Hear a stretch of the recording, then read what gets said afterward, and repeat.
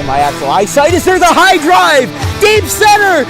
Go, go, go. We're out of here. We're out of here. Say ya, playa. Just like they drew it up in Hollywood, Caladros, the 3-2, swing and a miss! And the Audubon Green Wave have upset the Kingsway Dragons! And this is it for good! The Audubon Green Wave are back in the Final Four! A gold pile on their side! All right, ladies and gentlemen, welcome to DW Broadcasting's coverage of men's varsity. From our entire crew, we'll see you tomorrow. Have a good one, folks.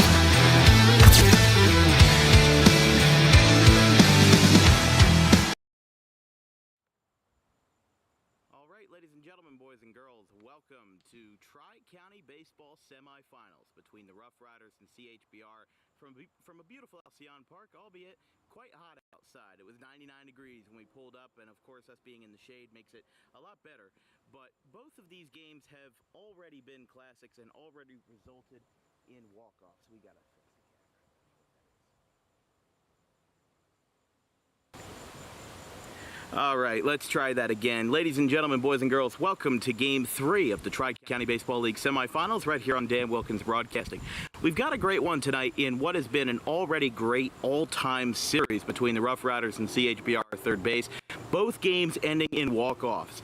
CHBR won it on a walk-off single back in Game 1 on Monday in a 10-inning affair, our first 10-inning game since April 27th, 2022, over 800 days ago. And then last night in Game 2 on Wednesday, how about Andrew Brown with a walk-off sacrifice fly in the 8th to win it? These guys have been tied after 7 both nights, and there is nobody that is giving an inch. These guys have stone-cold faces and are ready to compete.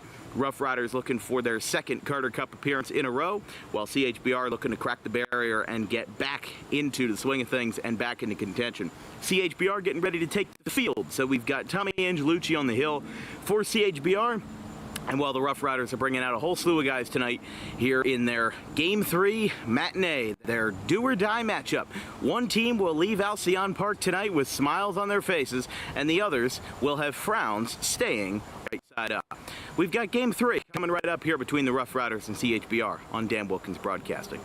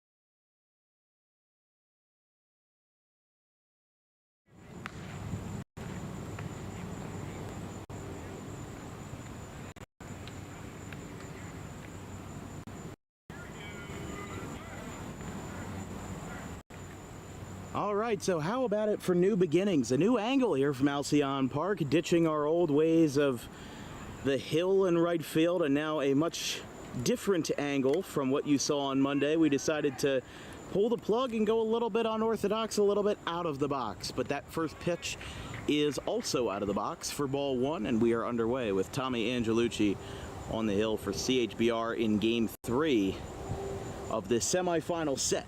Looking for our second of two teams to reach the Carter Cup final. Last year with Roughriders and CHP. This year CHP has clinched their bid, and there's a very good chance, if the Roughriders hold on to the momentum, that we will have a repeat of last year's championship series. But of course, no guarantees over here. But 1-2 count from Tommy Angelucci to the leadoff man for the Roughriders. That being Shane Daly of McDaniel College. That one's outside, 2-2. And Dan, you talk about how these guys, Game 3, winner go home, and one team is going to leave happy and the other not so much, but the next team has a tough task in Cherry Hill Pittman, who they have to play for the final round. You saw them last night. Not an easy team at all, especially considering they had such great resilience after going down 5-0 in Game 2. After a poor inning by Chris Rollins, they came back with an 8-run fourth, got 3 more insurance runs in the 7th, and put that game away 11-5. That one's high to Daly, and it's 3-2. Tommy Angelucci for Cherry Hill Pittman this year, still riding high for CHBR, riding high with that 18-4 record. The right-hander out of Gwynedd Mercy, a 1.58 ERA in 10 appearances, 13 1/3 innings, with a high chopper over the middle. This one goes to Rorick, who backhands it across his body, and it's not in time. That'll be an infield single. A very valiant effort to try to get Shane Daly by the former Kingsway second baseman, John Rorick, but we do get a single to start the first frame. Angelucci, as we said, a 1.58 ERA, 21 strikeouts, 11 walks, just 3 earned runs in 13 frames, a 1.43 whip, and a 1.67 batting average against. Here is a former Division I prospect, Eric Sabato, coming out of Monmouth University up there in Central/North Jersey. The utility man taking over the left field spot today as a throw down to second base is wide. Rorick couldn't get a beat on it, and that's a stolen base for Shane Daly. Sabato batting .313 on the campaign, 10 for 32, 1.018 OPS. 3 stolen bases, 3 for 3 in his attempts, and 10 walks in the campaign. Here's the pitch, inside. What I like about the new angle is that you don't have to climb that steep of a hill down the right field line. Definitely, it makes your calves work, I'll tell you that. But the fact that we're out here, this many times was able to make us innovate a little bit. What do they say? Innovate and elevate. It's what we do here at Dan Wilkins Broadcasting. I'm already a big fan of this new angle, but angles aside, we've got a runner on second and a 1-2 count. Nobody out to the Monmouth prospect and left fielder, Eric Sabato. West Deptford's own Shea McKenna on deck. High chopper. Oh, it hits off of the chest of the third baseman, says the wiki, and he's out at first base. So a great effort over there. And after 2 tough plays in the infield, 1 goes their way and 1 does not. That's out number 1. And that ball was scorched through the infield. A great job by the third baseman there to just knock that one down, keep it in front, and make a strike over to first base for the first out of the inning. And not only that, with that ball being pulled in the infield, that holds Shane Daly over at second base. So right now these guys are, having to get a little creative with McKenna up and 1 away, as that one is way up and in to the former West Deptford Eagle and current member of McDaniel College, the Division III university. McKenna this season with his younger brother Cole out of also West Deptford High School. Shea batting .403, 1.085 OPS, 22 RBIs, 19 walks, and 18 stolen bases. A very impressive 18 for 19 on stolen base attempts. 29 runs scored, 31 for 77 as a high chopper back out to Sesdewicki at third. Pump fakes, and a throw over to Costa is in time for out number 2. And again, Daly getting held up at second there. I mean, especially after, Game 1 was a 5-4 final. Didn't have any scoring from the 5th inning until the 10th, and then Game 2 was a 2-1 final.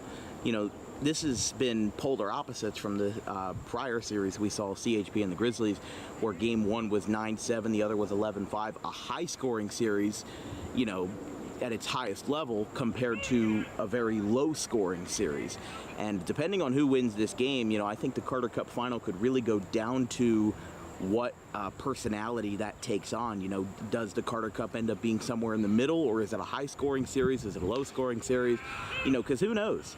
I mean, look, Grizzlies across 2 games against CHP were able to get grand total of, 12 runs across in 14 innings. That's a respectable number versus CHP's pitching staff, which has an ERA of sub-2 this season. 1 ball, 2 strikes, 2 outs. Daly on second base. McKenna grounded out to third. Jake Swerdloff on deck, and Lackawanna's Ian Murphy on deck, or at the plate, excuse me. Ground ball over the middle, picked up, and the throw is in time. So they leave a runner in scoring position after a leadoff infield single, and CHBR gets out of the inning without any scratches on its post. We go to the bottom of the first, introducing CHBR right after this.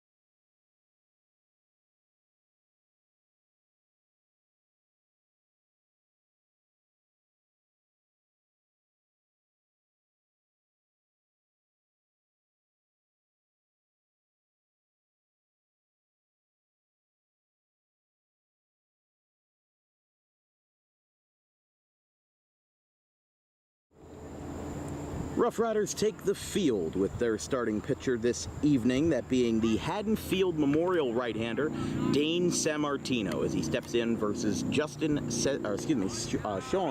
Sesdewicki. Strike 1. Sammartino, now of IUP University, 4.48 ERA, 20 1/3 innings pitched, 16 strikeouts in 6 appearances, with a .307 batting average against and a 1.87 whip. Obviously not extremely promising numbers, but he was able to get something going, and obviously got the nod for this do-or-die Game 3, with Sean Sesdewicki in the 1 spot, the 2 spot being held. Oh, and that one's going to get a hit-by-pitch right in the rear to start off the bottom of the first. So this will bring up Haddonfield's own Nick Turnage and Justin Sesdewicki on deck. So this is going to be interesting. 2 former high school teammates, Dane Sammartino and Nick Turnage, both of Colonial Conference fame, facing off against each other here in the Summer League.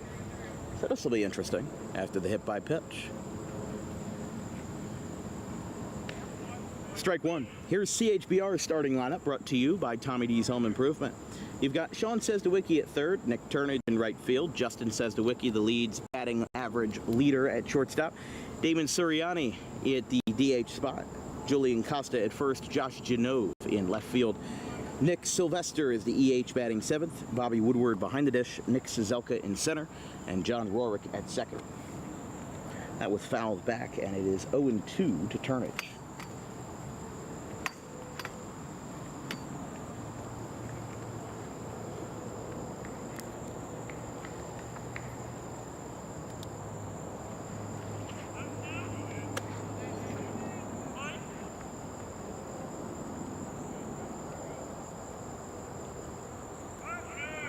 Upstairs at the letters, 1 and 2.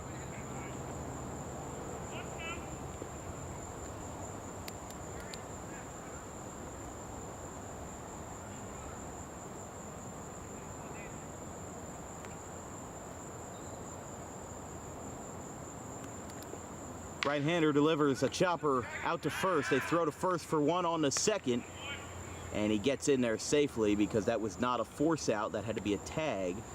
So they get 1. Turnage is retired, and they do move up Sean Sezwicki to second to bring up his brother Justin out of Westchester. And that's a good play there by the first baseman. Hard ground ball right at him. Just gets the easy out at first base, and then just a wide throw with no ability to tag there. But now a runner in scoring position for CHBR.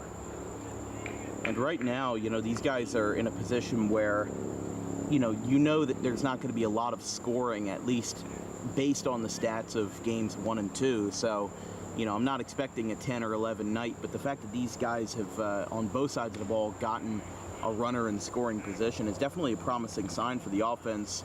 They're getting somewhere early. These guys are settled into the series now, and it's one of those things that in a 3-game contest, you only get settled in once the series is almost over. So these guys have played each other since Monday, Wednesday, and now Thursday. And now they're going to be done by the end of the night. So it's going to be interesting how these, storylines develop, especially if we have a 2 Cherry Hill versus Cherry Hill Carter Cup, or if it's a rematch from last year. Either way, you have an interesting storyline, no matter, who comes out victorious tonight. 2 balls, 1 strike, and 1 out. And here's the pitch. High chopper out towards third. That one gets under his glove, but it is foul.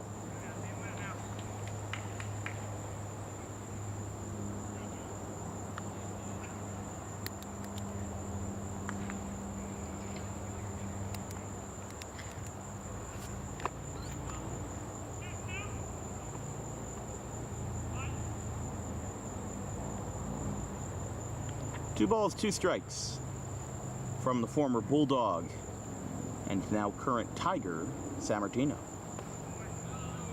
Of course, that was, I don't know. I mean, the website has him listed as IUP.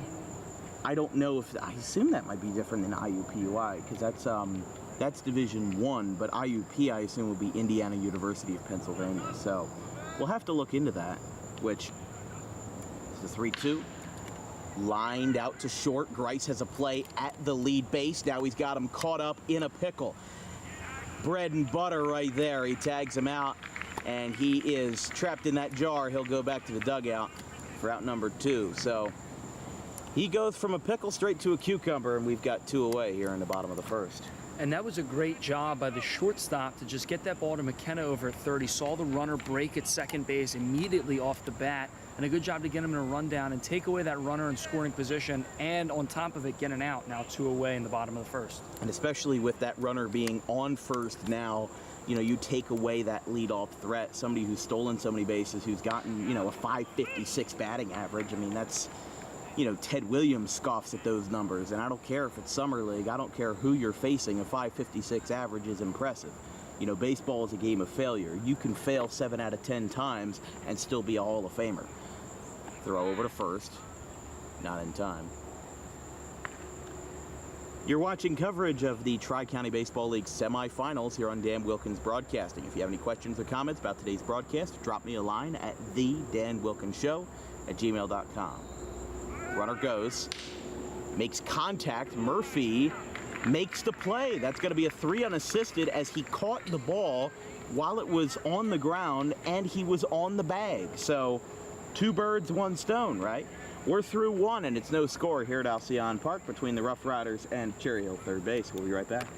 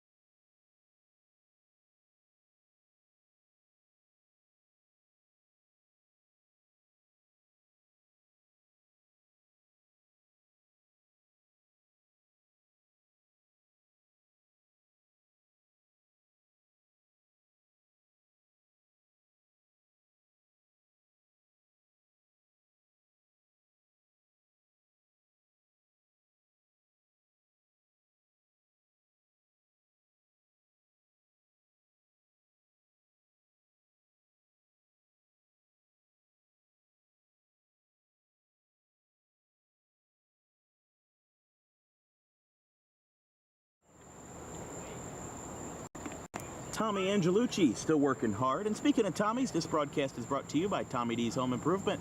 Make your dream kitchen come true today with wholesale kitchen cabinets and line drives in the center field for a base hit.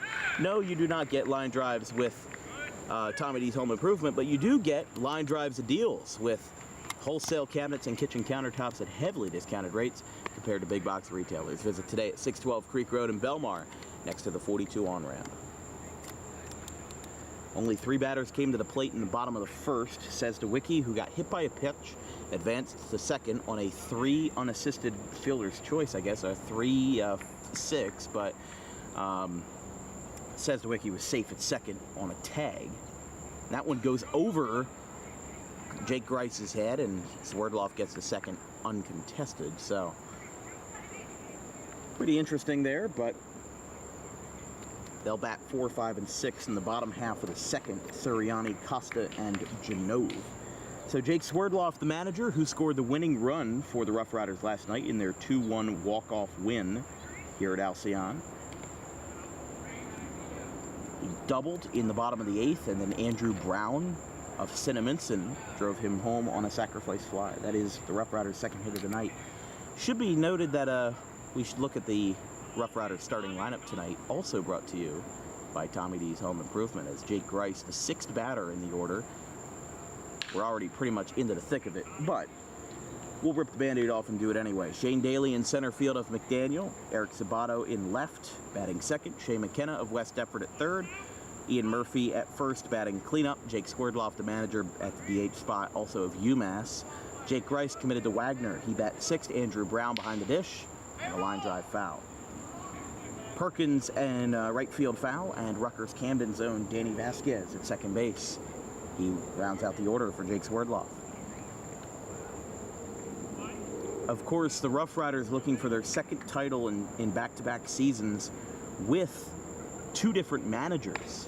Of course, last year was the last season for Thomas Gasse, the manager for the Roughriders, who ended up being not selected, but signed by the Reading Fightin' Phils as a bullpen catcher, which is a pretty nice upgrade, I would say. You know, he caught semi-professionally for a while, and very down-to-earth guy, and I'm glad he was able to have that opportunity in the place they call Baseball Town over there in Reading at First Energy Stadium, one of the better minor league ballparks I've been to over the years. As a fly ball in the right field straight away. Turnage going down into the corner. He makes the catch. Swerdloff tags. He'll go to third. And without much trouble, he picks up a base added on that fly out to right. So Grice does his job and puts the runner and his own manager 90 feet away from the first run of the night in the top of the second. That's a good job with a runner in scoring position, no outs, and a 2-strike count to just put a ball deep enough in play to right field to get the player manager over to third base. And now an opportunity to score with the bottom half of this lineup coming up, but would be huge to break through in a defensive and pitching dominated series between the Roughriders and CHBR to try and get a run this early into the game. And with Andrew Brown up, formerly of Sentiments and now of Rutgers Camden, he drove in Swerdloff for the winning run last night, so it's kind of deja vu seeing it all over again. These two guys squaring off one more time. That's a ground ball out towards short, and he will get him home. Throw across is in time, and Brown gets the job done. Nothing glamorous, but a 6-3 ground out gives the Roughriders that 1-0 lead, which is, especially here in the second inning, a very crucial part of what this series has always been about. You know, you don't have to be the first to score, but if you can be the first to assert your dominance, you might be the one to come out on top at the end of the night. And we talked about yesterday, Dan, how CHP played textbook baseball, and that was what really led to their success. And that right there is textbook baseball from Brown, just putting the ball hard in play on the ground, right at the shortstop to score that run with less than 2 outs. That's going to make your, not only the run that you scored was your manager, that's going to make your manager really happy that you scored him. Shane Perkins up. It's outside and at the backstop, 1-1. CHBR, of course, going into this game at 18-4. Obviously, the regular season champions. First time in franchise history they were regular season champions, and of course that only dates back to 2002, so I don't have extensive data other than that, but of course we have Carter Cup data going all the way back to the beginning of 1992. This being the 33rd Carter Cup in history. I'll have to make sure that that's the correct number because I don't want to make that wrong, but Perkins with a single to left. And the number 8 batter contributes, as this will go now to the bottom of the barrel, but certainly not the bottom of the talent barrel. There's Danny Vasquez, the graduated senior at Rutgers Camden, the all-time double plays leader, not as a batter, I wouldn't mention it if he was a batter, but as a fielder, turned the most double plays in the history of the Scarlet Raptors. We covered them a good portion last year, especially in February and March when we didn't have a lot of content to go around. It was that weird dead period when basketball was over, baseball hadn't started yet, and we were like, well, what are we going to do? So we picked up some college baseball, and we covered one game for Rutgers Camden in 2023 and covered a good maybe half dozen of them in 2024, as Perkins is out at second base to retire the side. They do get a run home, however, on an RBI single by the catcher, Andrew Brown. He scores his manager, Jake Swerdloff. We're through a frame and a half. It's 1-0 Roughriders.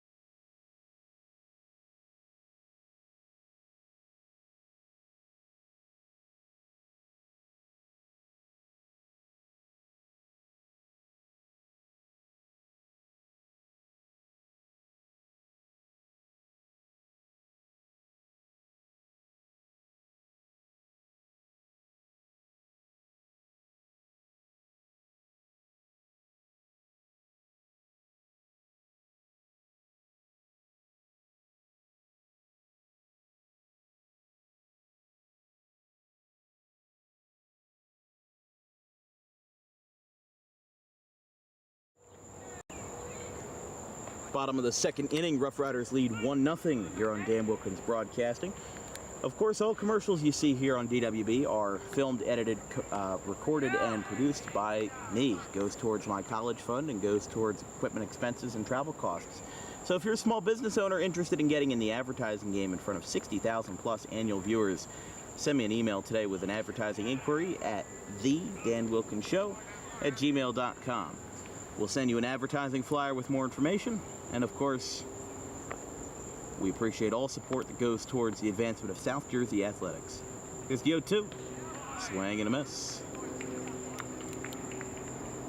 And for Sammartino, that's his first strikeout of the night after a relatively flawless first frame. I mean, a hit by pitch and then a back-to-back 3 unassisted groundouts, not to mention the pickoff in between there. So Suriani is retired. The former Gloucester Catholic product, now lighting it up over in North Carolina. As here is Julian, actually not even Julian Costa, I apologize. That looks like Josh Genove at the dish. Tapped foul.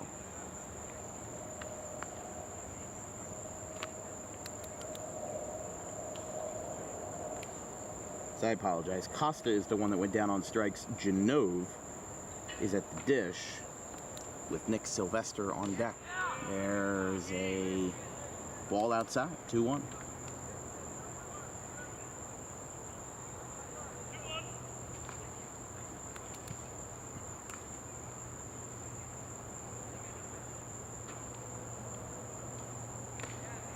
Swing and a miss, 2-2. Genove out of Towson University, just north of Baltimore, batting .350, 14 for 40, 3 homers, 4 walks, and 8 RBIs, a 1.060 OPS. Inside, and the count runs full. Still no hits for CHBR.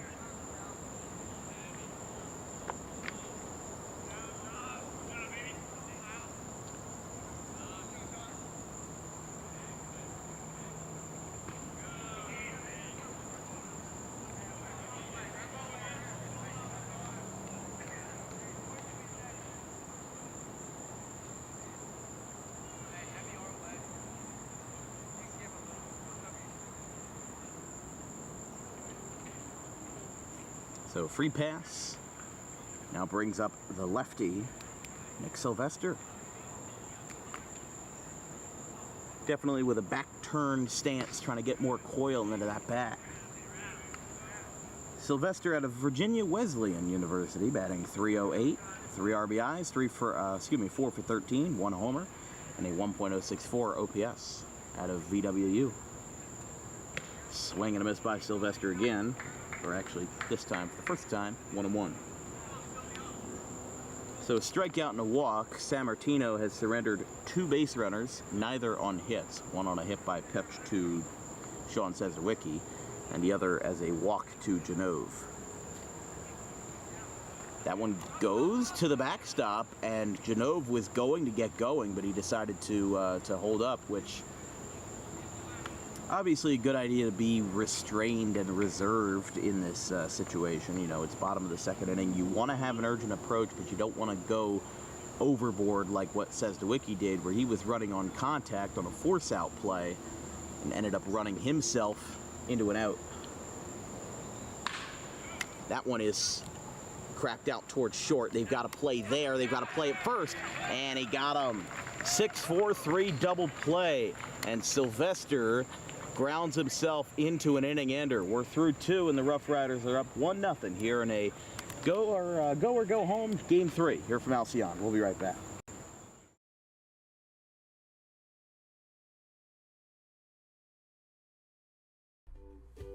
In life, the road ahead is full of possibilities, but to navigate it safely, you need the right skills. Harper Driving School is the premier driving school serving Gloucester, Salem, and Camden counties. With experienced instructors, many of whom are teachers in local schools, we are dedicated to your success and will help you master the road with confidence. With an over 95% success rate of students passing their road test on their first try, you know your student will be in good hands while embarking on a huge step of their young adult lives, all while avoiding the lines at the DMV and getting insurance discounts. We chose Harper, and so should you.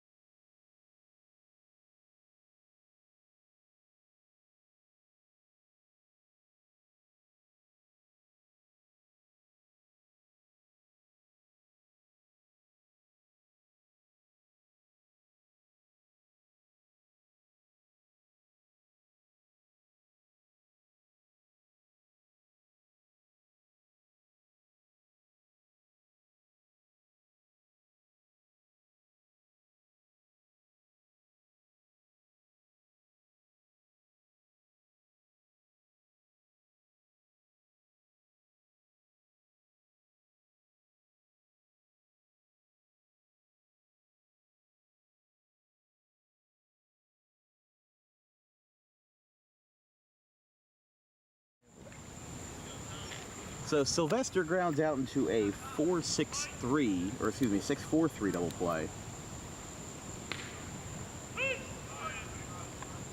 As here is Danny Vasquez. Sean Perkins, was thrown out at second base attempting to steal. And Vasquez with a high chopper over the glove, booted, and he'll get in there with a base hit. Their third of the night, and Vasquez out of the 9 spot gets the party started for the Roughriders. Would definitely be a good situation for these guys here to capitalize on that first run in the second inning and try to, take that momentum to a new level here. You're resetting the score here with Daly and Sabato and McKenna. Now you kind of have a new life in the offense, and got to give these guys another shot to try to get the ball rolling here in the third. And you mentioned momentum, and that was big with the double play that they turned to end that inning. Had a double play to end the inning, and now a leadoff single. Really got to try and capitalize and put one up in this frame. And not to say that CHBR has been off to a slow start, because they've gotten runners on. They just haven't really gotten the barrel to the ball in the way that they want to. But flashing back to last night, CHP in their 8-run fourth inning had 4 runs come across on bases loaded walks.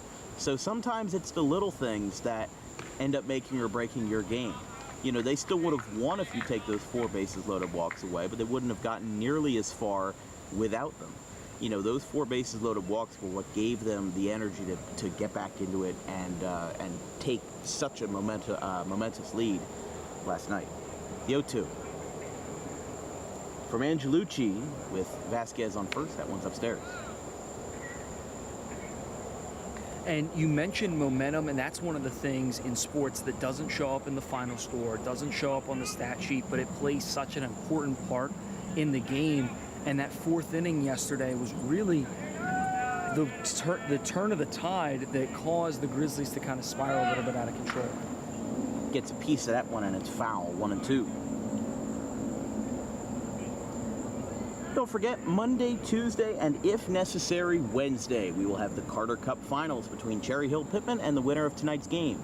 All 3 games are at Alcyon Park, all 3 games are at 7 o'clock, and you guessed it, all 3 games are going to be covered on yours truly, Dan Wilkins Broadcasting. And of course, we are 28 days away from the DWB football kickoff between the Palmyra Panthers and the Riverside Rams on Thursday, August 29th, followed up by another Friday night, or our first Friday Night Lights special between the Collingswood Panthers and the Clayton Clippers in 2 South Jersey Group 1 football contests on Thursday and Friday, August 30th at 6:30 p.m. down in Clayton. That's a swing and a miss by Daly, and took him 10 batters, but his first K comes to Shane Daly, and Sabato bats. with one away here in the top of the third. This broadcast is brought to you by Garden State Pet Center. Keep your pet happy and healthy today with the most organic food products available in South Jersey. Visit today, 7 days a week at 226 South White Horse Pike in Audubon. Fly it out to center field. I don't know how I did that in one breath. I usually don't do that, but there's a out number 2 as Sabato 0 for 2 tonight as McKenna grabs the bat once again. Don't forget you can check out our full football schedule of 21 regular season games, including our second annual Fan Vote Friday on October 25th, the final Friday of the regular season. You've got 9 games to choose from to see who will be the winner of what you could call a popularity contest and definitely what you can call a fun day indeed. Strike is called. The games you can choose from on October 25th are Collingswood at Pennsville, Woodstown at Glassboro, Camden Catholic at Audubon, Seneca at Willingboro, Vineland at Cherry Hill West, Morristown at Delran, Paulsboro at Clayton, Pittman at Gateway, and Deptford at Triton. So once we get around to October 25th, going to be a frenzy for those next couple of hours. But it's 0-2 to McKenna, who grounded out to third as last time. Danny Vasquez has been standing on first for an awful long time, and he's going to look to advance right here. 0-2. High bouncer over the infield. That one gets off of his glove. He's got to play it first. It's not in time. And after a slow roller and a high chopper, McKenna gets the infield base hit. The 4th hit for the Roughriders tonight. And that will be what ends up being their 4th single of the night. And look at the wheels from McKenna there. Nice job of just legging it out, and did a great job of just putting that one in play with 2 strikes and really legged out that single to extend the inning for the Roughriders.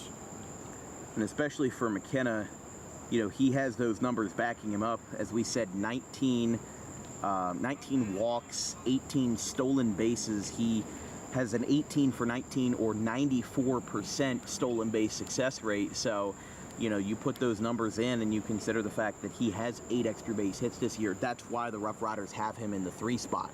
He can do a little bit of everything. He's fast, but they don't want to put him in the leadoff spot because he's too valuable in the extra base hits department. You know, he works those walks really well. You know, he's probably one of the more underrated players in this league just because, you know, he does so well, but with a 403 average, I mean, that's maybe 5th or 6th in the league, but he doesn't get the credit that he deserves, in my opinion. And also his brother Cole McKenna, you know, the fact that these guys are pairing so well together on this Roughriders team, it's definitely helping a lot. It's 1-2. Vasquez on second, McKenna on first, as Lackawanna's Ian Murphy at the dish here with 2 outs and 2 on. Roughriders looking to extend their lead. And when it's high and away, throw to first, not in time. Also, stay tuned on Tuesday, August 27th, as the RCSJ Roadrunners have a doubleheader, not in Sewell, but over in the fields of Rutgers Camden. They are playing a neutral site game and a neutral site doubleheader between the Roadrunners and the Camden County College Cougars. Game 1 is the women's game that starts at 4:30, and the men's game follows immediately afterwards, both at the Rutgers Camden Soccer Field. You can watch all RCSJ games, whether it's me on commentary or not. I'm having a big role with RCSJ this year, so you can watch all of their athletic events on rcroadrunners.com. 3 balls, 2 strikes. Roughriders lead by 1. Nowhere to run, nowhere to hide. Murphy is trying to extend that lead. Both runners are off. High chopper over to third. Says DeWicki has it. And the throw across is not in time, in time to retire the side. Roughriders leave 2 runners on, but they do have that insurance run from the second to kind of bail them out a little bit. Still, a lot of work to do. 1-0 going to the bottom of the third.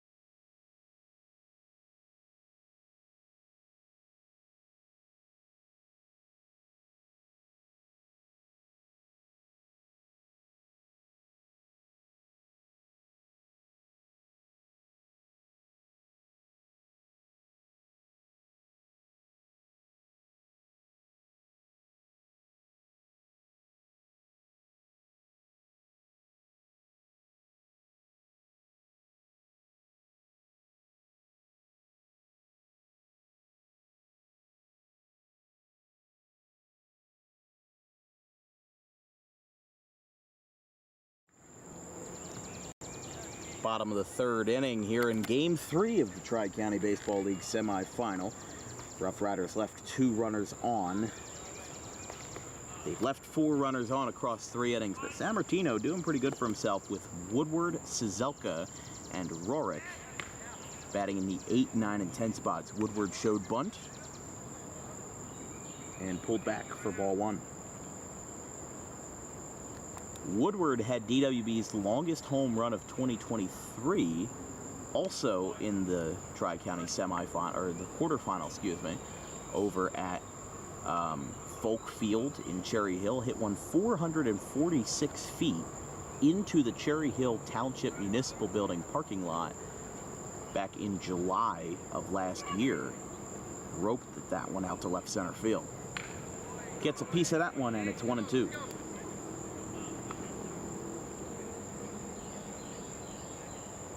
CHBR still searching for their first hit in this one off of Haddonfield's and now IUP's Dane San Martino. Nick Cizelka on deck. Hot shot out towards third. Picked up by McKenna. Throw across is high, and he gets the out anyway. So an unusual out, but it counts just the same. 1 away. Wonderful tag there from the first baseman on a bit of a shaky throw from Shea McKenna. Good job to put his body on the line and make the tag for the first out of the inning. And here's the lefty, Nick Cizelka, with Kingsway's John Rorick on deck.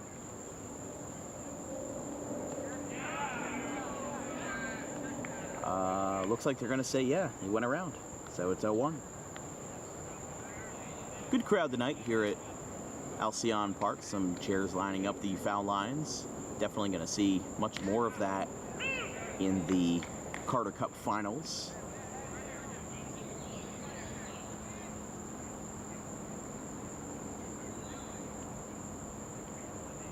Of course, the Carter Cup itself having a lot of long history.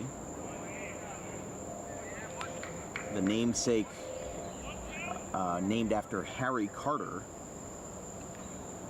And the description on the Tri-County website that I've read over and over the years reads, Tri-County teams compete each summer for the league's signature trophy, the Harry Carter Memorial Cup. The trophy is named after the late Harry Carter, who managed the Winona franchise to league titles in 74, 75, and 83. Carter began managing amateur teams back in 1940 and retired in 1987 from Winona at an amazing 84 years old. Awarded to the winner of the league's playoff tournament beginning in 1989, the team's name and title year are engraved on the Carter Cup each year, preserving the rich history of the Tri-County Baseball League and its championships teams. The winning team also takes possession of the cup during the off-season. And that was kind of funny because the possession was, for this year, in the hands of Thomas Gasse, who was no longer with the team, as that's going to be a throw away, and that is going to get Rorick on. So a 2-out, I guess an error. We'll have to see how that's scored, but I'm going to put that as an E6 because I don't think he's fast, but I just feel like that was a routine play, so that probably should have been an error in my book at least. Yeah, and it looked like the throw took the first baseman off the bag, and there wasn't much that the first baseman could do to try and put a tag down like earlier in the inning from the throw from McKenna. So a tough play there for the first baseman, and it results in a 2-out base runner for CHBR. And Rorick now with Sesdewicki turns the lineup over as it's a 1-0 count. But as we were saying, the first champion of when it was called the Carter Cup in '89 was Robert Thomas Securities, which, of course, not the only team name to have a sponsor attached to it. Of course, in this year alone, there's the Gartons of Vineland, which is named after Gartons Rigging, which provides industrial equipment in Vineland. Of course, you've got CHBR Third Base, which is Cherry Hill Babe Ruth, but also has the Third Base Sports and Trophies name attached to it, and that's going to be a base hit in the center field. So we were about to call Angelo Marciano about whether that was a hit or an error on that last play, but now it doesn't matter as CHBR breaks up the threat and puts Rorick on third with 2 away here in the bottom of the third. So Sean Sesdewicki doing what he does best, and now Nick Turnage will bat here in the bottom of the third. And that's going to make a lot of old school baseball fans really happy. A well-executed hit and run to the right center gap in the outfield. Now runners on the corners for CHBR to do some damage in the bottom of the third. Especially since they've been a little slow to start, it helps that these guys this is a resilient team, and it's a very consistent lineup from top to bottom. You've got power hitters all throughout. You've got average hitters all throughout, batting average hitters, that is. These guys are always going to be in the fight no matter where you are, where you're coming from. So, what these guys are having right now, they're setting themselves up for success. The only problem is there's 2 outs on the ground ball and the strikeout. It doesn't make things easy for Turnage here. Sammartino is set, looks over at third, kicks and delivers. That is downstairs, 1-0. And you mentioned the slow start. It took them till this frame to get their first hit of the ball game, and now with runners on the corners, they really got to try and capitalize being down 1-0. And again, a series that has been dominated by pitching and defense. And you've got to remember, it took them this long to get a hit off of a guy who had a 4.48 ERA going into this contest and a 3.07 batting average against. That says more than the 4.48 ERA, but they'll leave 2 runners on as Turnage grounds out softly to second base off of his former Haddonfield teammate, Dan Sammartino. We are through 3, and it is 1-0. Roughriders still on top.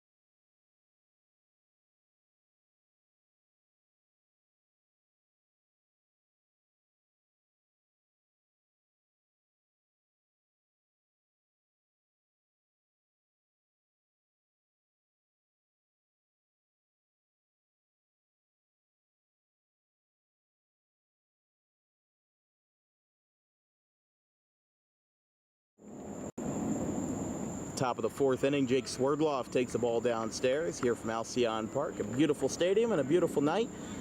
It has cooled down significantly, and that's always a good thing. I don't know what I would do if we were out here in 99-degree weather all night. Fly ball to straightaway center and a can of corn for out number 1 as Swerdloff is retired. It's time for DWB Trivia Time. Today's question is, how many Major League Baseball teams have the color blue in their logo or in their general branding? Is it A, 27 of 30, B, 19 of 30, C, 12 of 30, or D, 23 out of 30? The answer will be revealed in the bottom of the 4th inning. By the way, new pitcher for CHBR, they're putting in Frankie Ebling as another fly ball in the center. This one not as easy of a can of corn, but still brought down by Nick Suzelka for out number 2.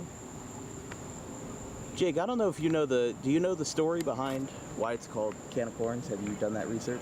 I have not looked into it, but I have used that terminology before. So I guess maybe I should have looked into it before I started saying it. So I'll tell you real quick. It is from the early 1900s, like pre-Great Depression, but also during the Prohibition era in Chicago.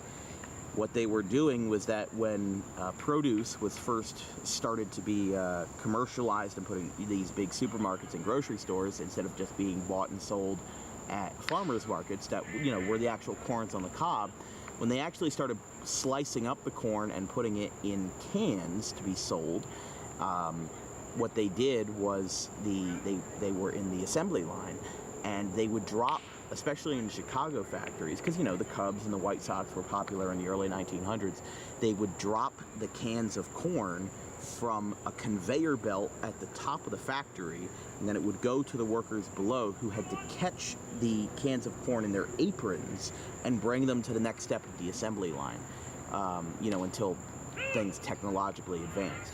So that's why it's cans of corn, because when a fly ball is easy to make, the workers in the Chicago factory got so used to it that it was just second nature. They pulled out the apron, they caught the cans of corn, and because during the war, a lot of players had to come in as reserves. Maybe they were working in factories during that time. You know, like this is 1920s, 1930s we're talking. You know, they had to bring in all these players that hadn't played in a long time because everybody else was drafted for World War II. So, you know, they brought them in, and some of them were factory workers, and they brought that term can of corn over to the baseball world, and that's why a can of corn is an easy fly ball. That's very interesting, and I didn't know that. So they say you learn something new every day, and that's one of the things that I've had to learn today. Frankie Ebling, 3-2 count with 2 outs after 2 quick fly balls to Swerdloff and Grice. And now Andrew Brown has worked the count full versus the former Cherry Hill East product. And that is ball 4. Ebling now of Gwynedd Mercy with a 1.65 ERA in 34 innings pitched, 14 walks, 29 strikeouts, 197 batting average against, and a 115 whip. But also having a respectable season at the plate, a 333 average and a 830 OPS. 5 walks, 2 stolen bases, and 11 for 33. So the line for Angelucci, he's done after 3 frames and records just 1 strikeout.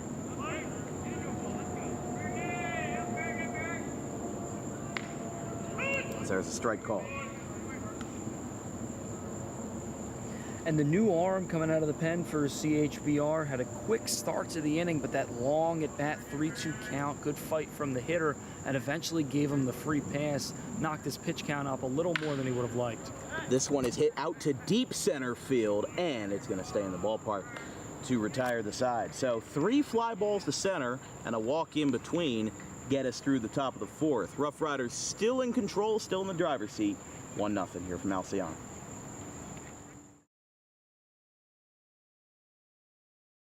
Tommy D's Home Design Center has opened a second location on Creek Road in Belmar, operating in Philadelphia for over 25 years and now expanding into South Jersey. Tommy D's is the place to go for kitchen cabinets, countertops, and cabinet accessories, heavily discounted compared to big box retailers. Stop in, take a seat, and watch as our experienced kitchen designer makes the kitchen of your dreams right in front of you. Tommy D's is the best in the business for quality kitchen countertops and cabinets that fit all budgets.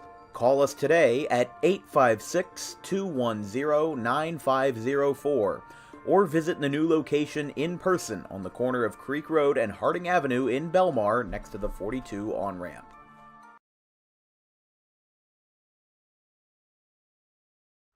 Garden State Pet Center is an independently owned full-service pet store. Our specialty is promoting companionship between people and animals by providing the healthiest product choices available, including all-natural foods, supplements that support and relieve health issues, and innovative products for pet parents. Our goal is to provide our customers with a relaxing environment, and while we're not striving to be the biggest store on the East Coast, we're striving to be the best.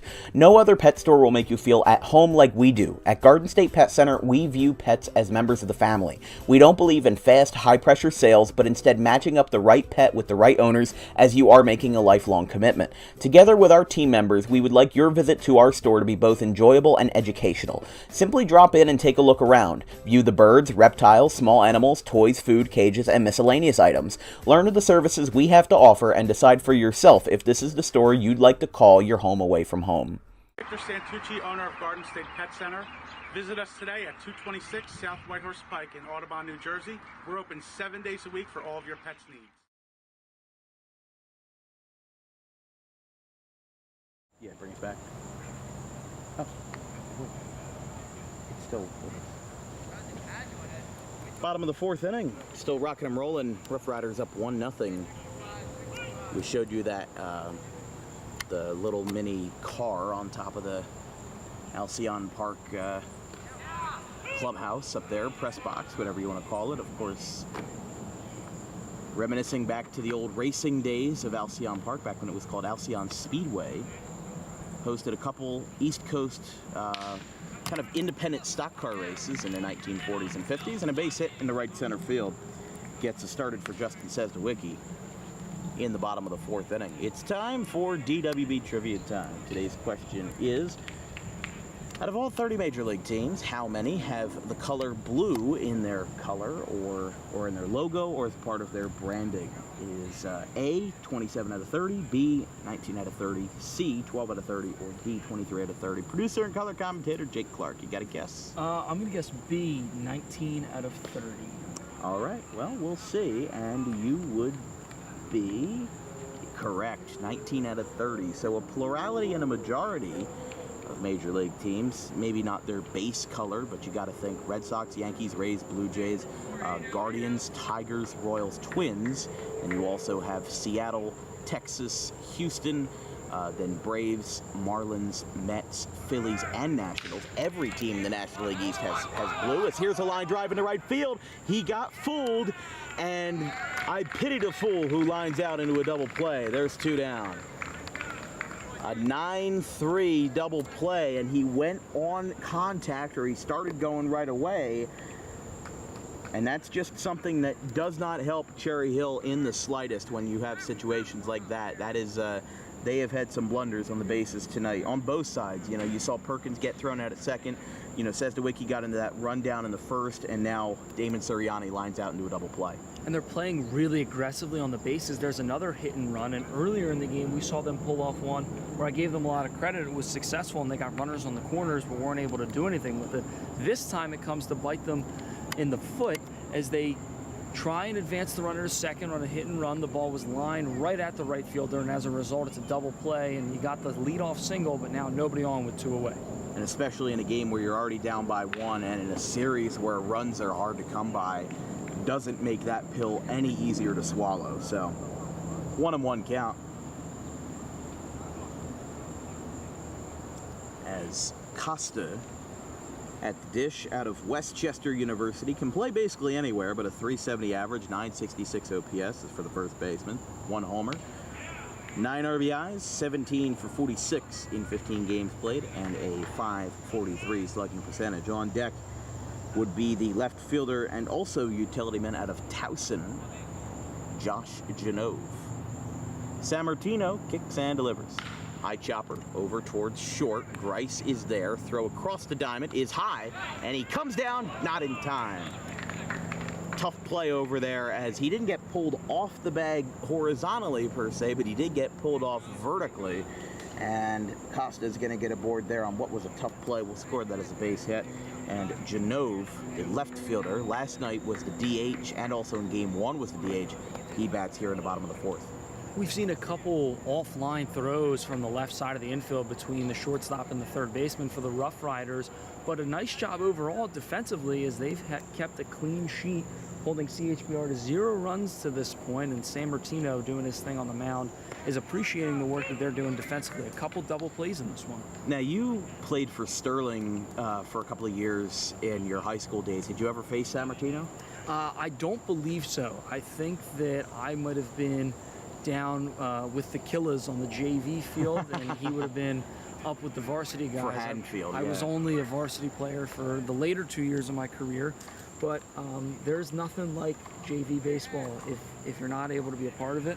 I feel bad because it's some of the most fun that I ever had. It was just laid back and loose and fun. Yeah.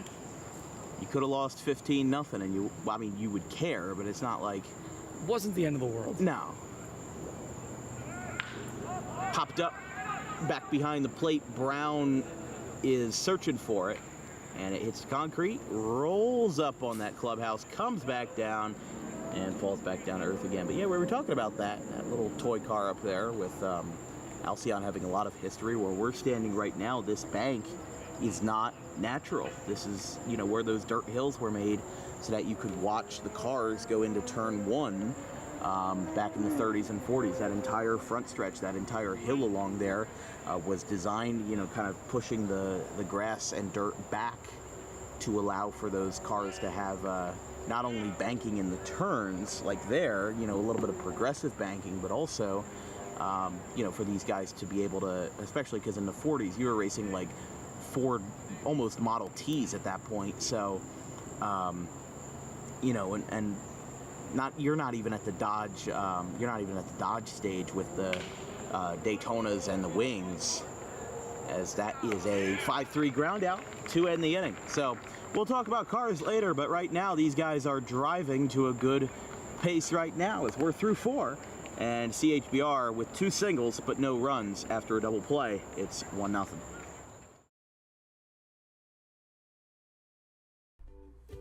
In life, the road ahead is full of possibilities, but to navigate it safely, you need the right skills. Harper Driving School is the premier driving school serving Gloucester, Salem, and Camden counties. With experienced instructors, many of whom are teachers in local schools, we are dedicated to your success and will help you master the road with confidence.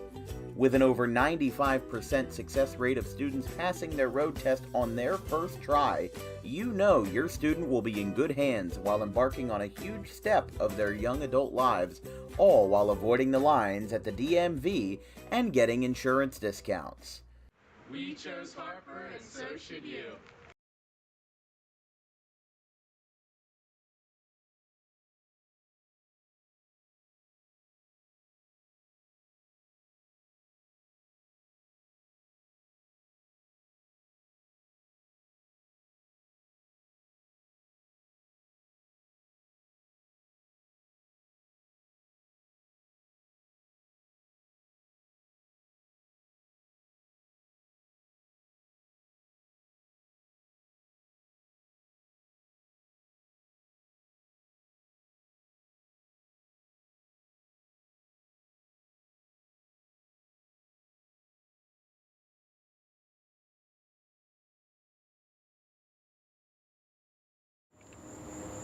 Frankie Ebling still working hard here after 4 frames. Danny Vasquez is the batter. Popped up and foul. Almost hit one of the fans in the lawn chairs. Yep, the fans got the baseball.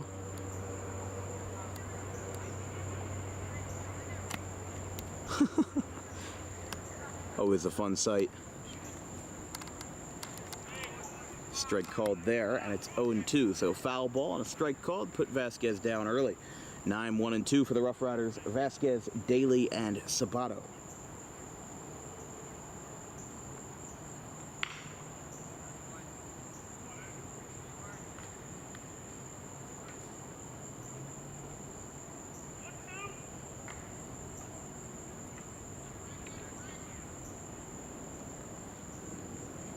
One ball, 2 strikes to Vasquez. That is down.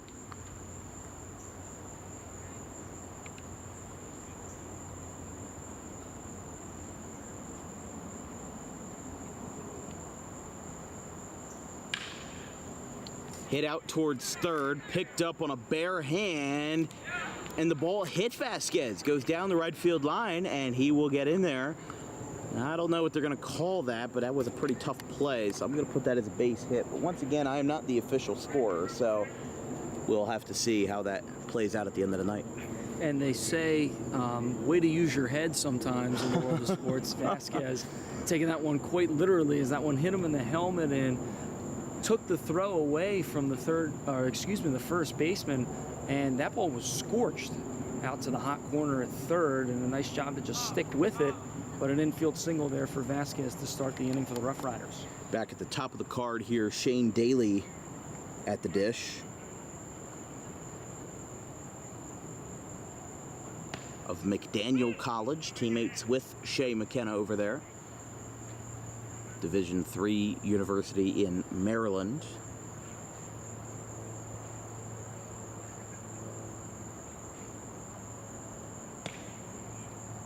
Outside.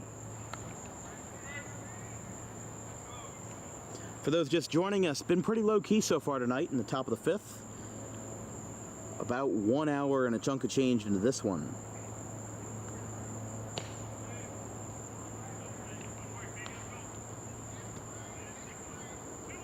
And this one's been moving way faster because, again, as we mentioned, the difference between the two semifinal series is pretty glaring, as the one between CHP and the Grizzlies was more pitching, or excuse me, more offense dominated. This one, more pitching and defenses. Although, as I'm talking about it, there comes a hit. So, not great timing from Daly. Well, there you go. Daly gets it done at the top of the card. Vasquez 2 for 2. Daly also picks up his second hit of the night, 2 for 3, 2 singles and a strikeout to bring up Eric Sabato, who's 0 for 2 with a ground out and a fly. And this is a big opportunity for the Roughriders as they have 2 on and nobody out, with the heart of the order about to come up in this inning with a fringe 1-0 lead right now. They're going to hope to extend in this top of the 5th. Popped up, over, and out of play. Sabato lucky there that one gets foul, as that was a nightmare situation for the Roughriders to pop up a bunt right there, but lives to see another day, now 0-1. Especially with those runners going. You don't want a situation like CHBR had where they flew out into a double play. You don't want this journey to be any easier for you. But he's showing bunt again. Infield moves in. Rorick moves way over. And this time pulls back successfully, 1-1. This is another old school baseball move with runners on first and second, nobody away. The typical thing is to bunt and play small ball, and the Roughriders are doing that here.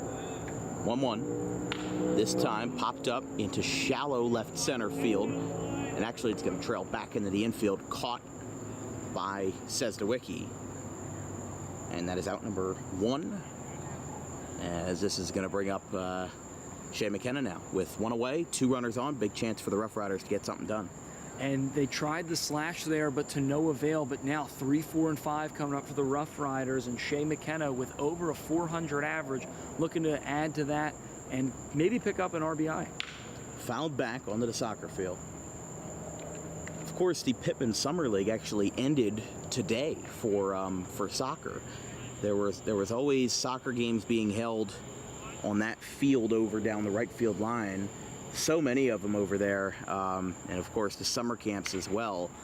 But just funny how there's some nights at Alcyon where it can be so quiet that you can hear a pin drop, and then there's others where, you know, you can barely hear yourself with the soccer camp, with the baseball game, with the people running the trail behind us. A very beautiful spot that is, but you know, just the way that Alcyon is, it's a very versatile complex. You've got your softball fields, you've got your little league fields, you've got your soccer pitches over there. It's a very versatile complex. That's what I love about it. You know, something about Camden, it's a very picturesque field, but it's not very accessible. Here's a tapper to Rorick, tags the bag for 1 on the first, gets him for a double play. I've had a handful of those tonight, and we go to the bottom of the 5th. Roughriders still holding steady, but really wish for them that they could have had that insurance. We go to the bottom of the 5th, 1-0.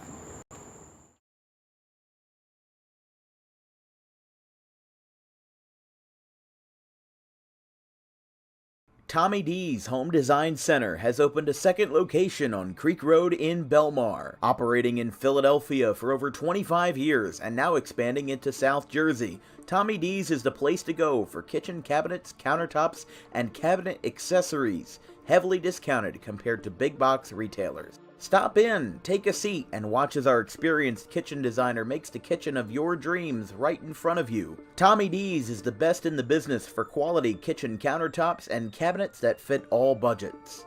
Call us today at 856-210-9504 or visit the new location in person on the corner of Creek Road and Harding Avenue in Belmar next to the 42 on-ramp.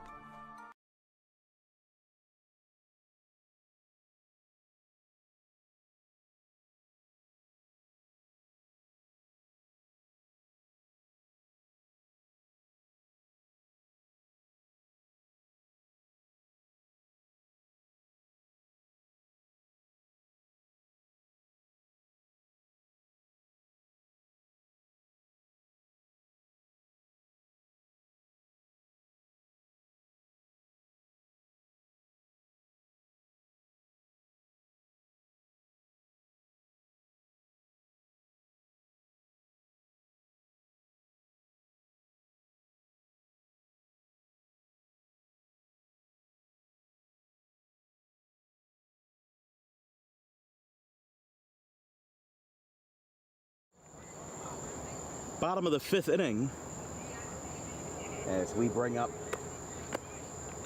Nick Sylvester, followed up by Bobby Woodward, Nick Cizelka, and John Rorick here in the bottom half of the 5th inning. CHBR needing to get something going, but I mean, this will be the 2nd year in a row these guys have an exceptional regular season campaign and then just can't find their footing in where it matters most. And that's, you know, it's unfortunate because I would love to see CHBR in a final and make something work, because they would really make for some interesting at-bats, because this is a very well-rounded team. But something about the Roughriders, these guys seem to have the upper edge right now, and they are 8 outs away from getting there. Obviously, a million things can happen in that time span, but you never know until that final pitch is recorded. It's outside to Woodward.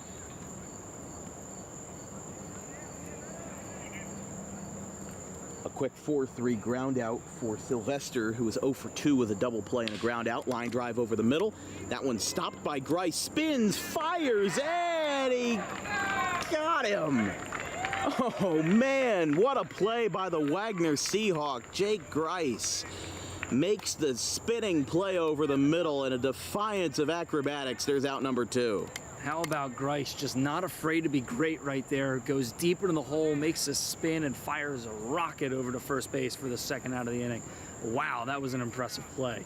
And not only that, I mean, that shows why he's headed to the Northeastern Conference next year in Division I play, because there are very few shortstops in this Tri-County League who have the agility of Grice and the youth of Grice to make that kind of play with the spin and the fire, and also to make that throw accurately, because I've seen 1,000 shortstops try to do the spin and the fire like Trey Turner does, but you can do that, but if you throw the ball 20 feet over the first baseman's head, there's really no point. So the fact that they got it done was an excellent play there by Jake Grice, as it's 0-2 to the center fielder Cizelka with John Rorick of Kingsway on deck. Swing and a miss, he got him. Unbelievable. These guys are rocking and rolling at light speed. We're through 5. Roughriders still up 1-0.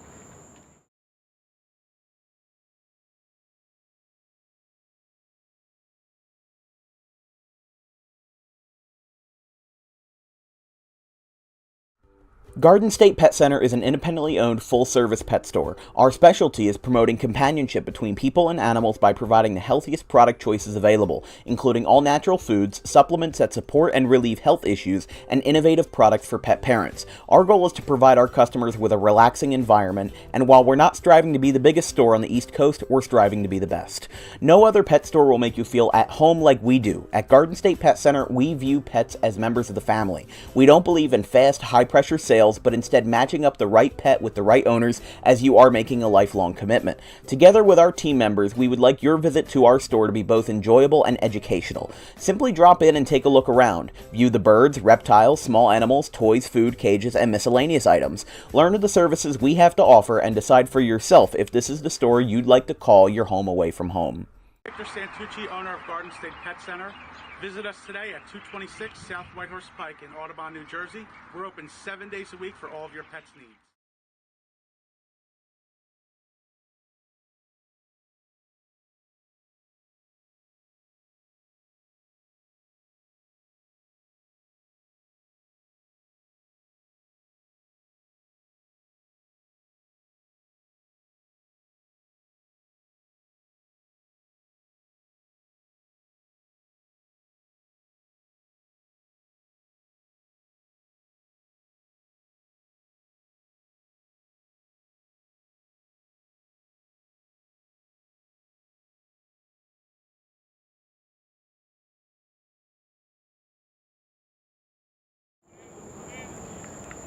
Frankie Ebling still working here in the top of the 6th.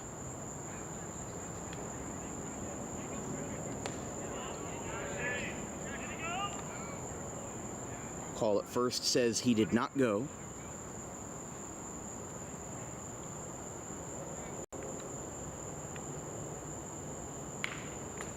Fouled back.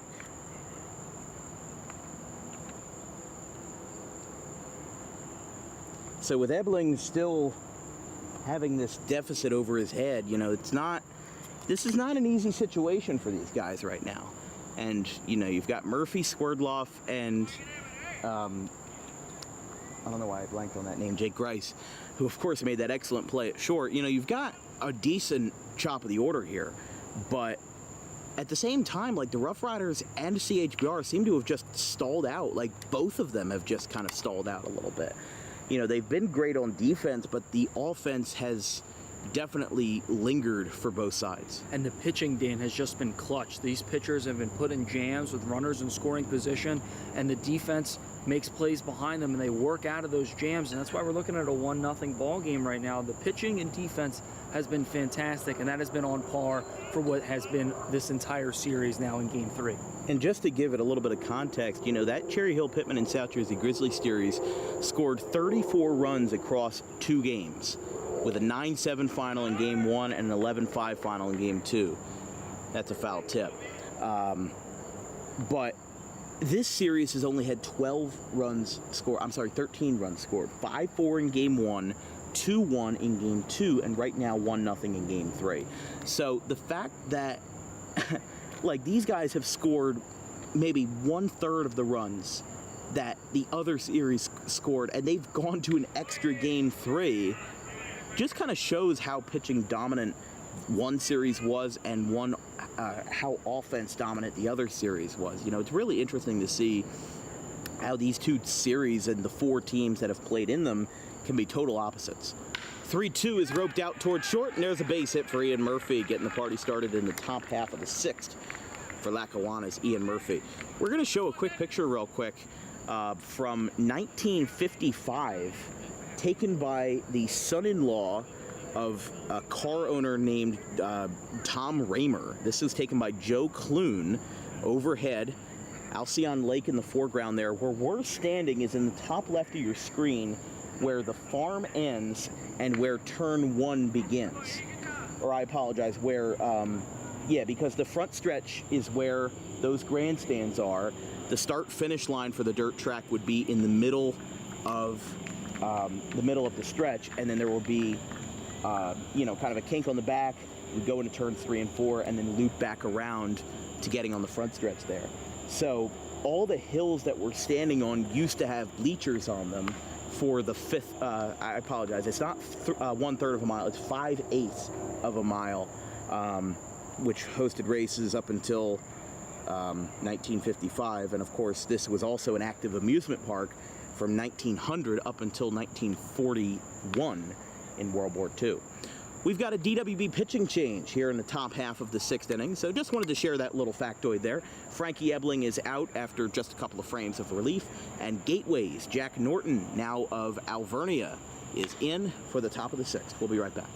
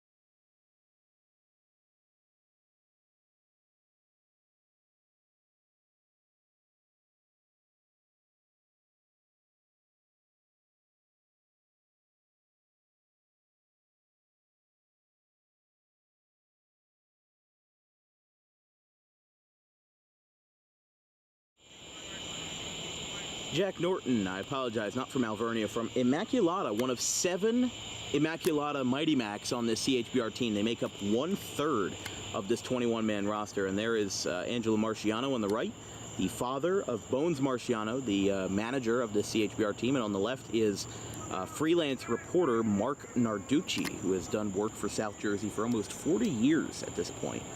So glad to see him here.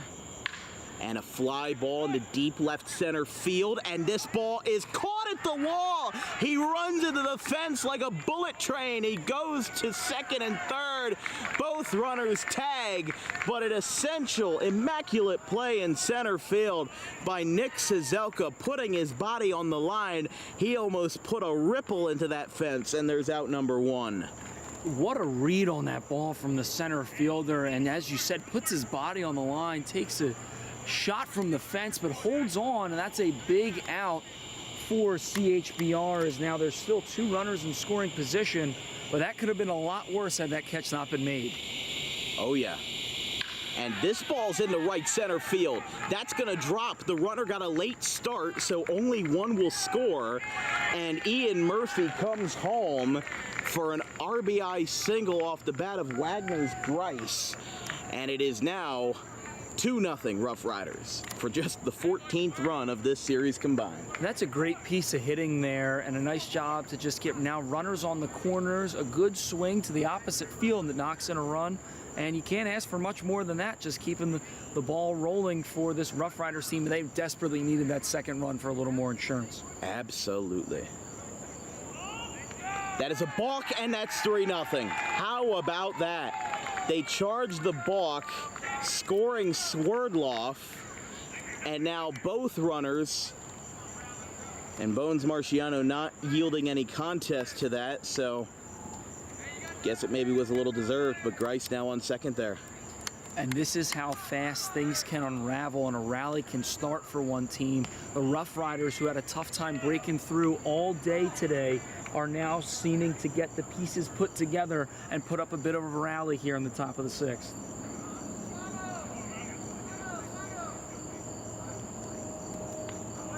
So Brown takes a wild pitch, and now the runner's breaking for home. Do they have a play? He dives, and he's out. Brown went all the way in there. He tried scoring from second on a wild pitch and gets denied. I don't know what just happened in the last 2 minutes, but oh my goodness, Andrew Brown, he started to go at third, and then he just never stopped. He never, ever stopped running. And you talk about a crazy couple minutes of baseball, and I think that the Rough Riders were trying to just push their luck a little too much. With Brown on second base, that ball gets by, he had third easily, but you're right, he never stopped. He rounded the bag and tried to push his luck and was met with an out at home plate for the second out of the inning. Just like Press Your Luck, that old game show from 20 years ago, you would win $50,000 and then right away you get a whammy. That's a collision at short, and they make the play despite that. So Justin Says to Wiki goes through the traffic that is John Rorick and records out number 2. So if you missed the events of the last couple of minutes, you might want to rewind the tape. Murphy singled, Swerdloff got on as well, Grice with an RBI single. There was also a fly out to center there.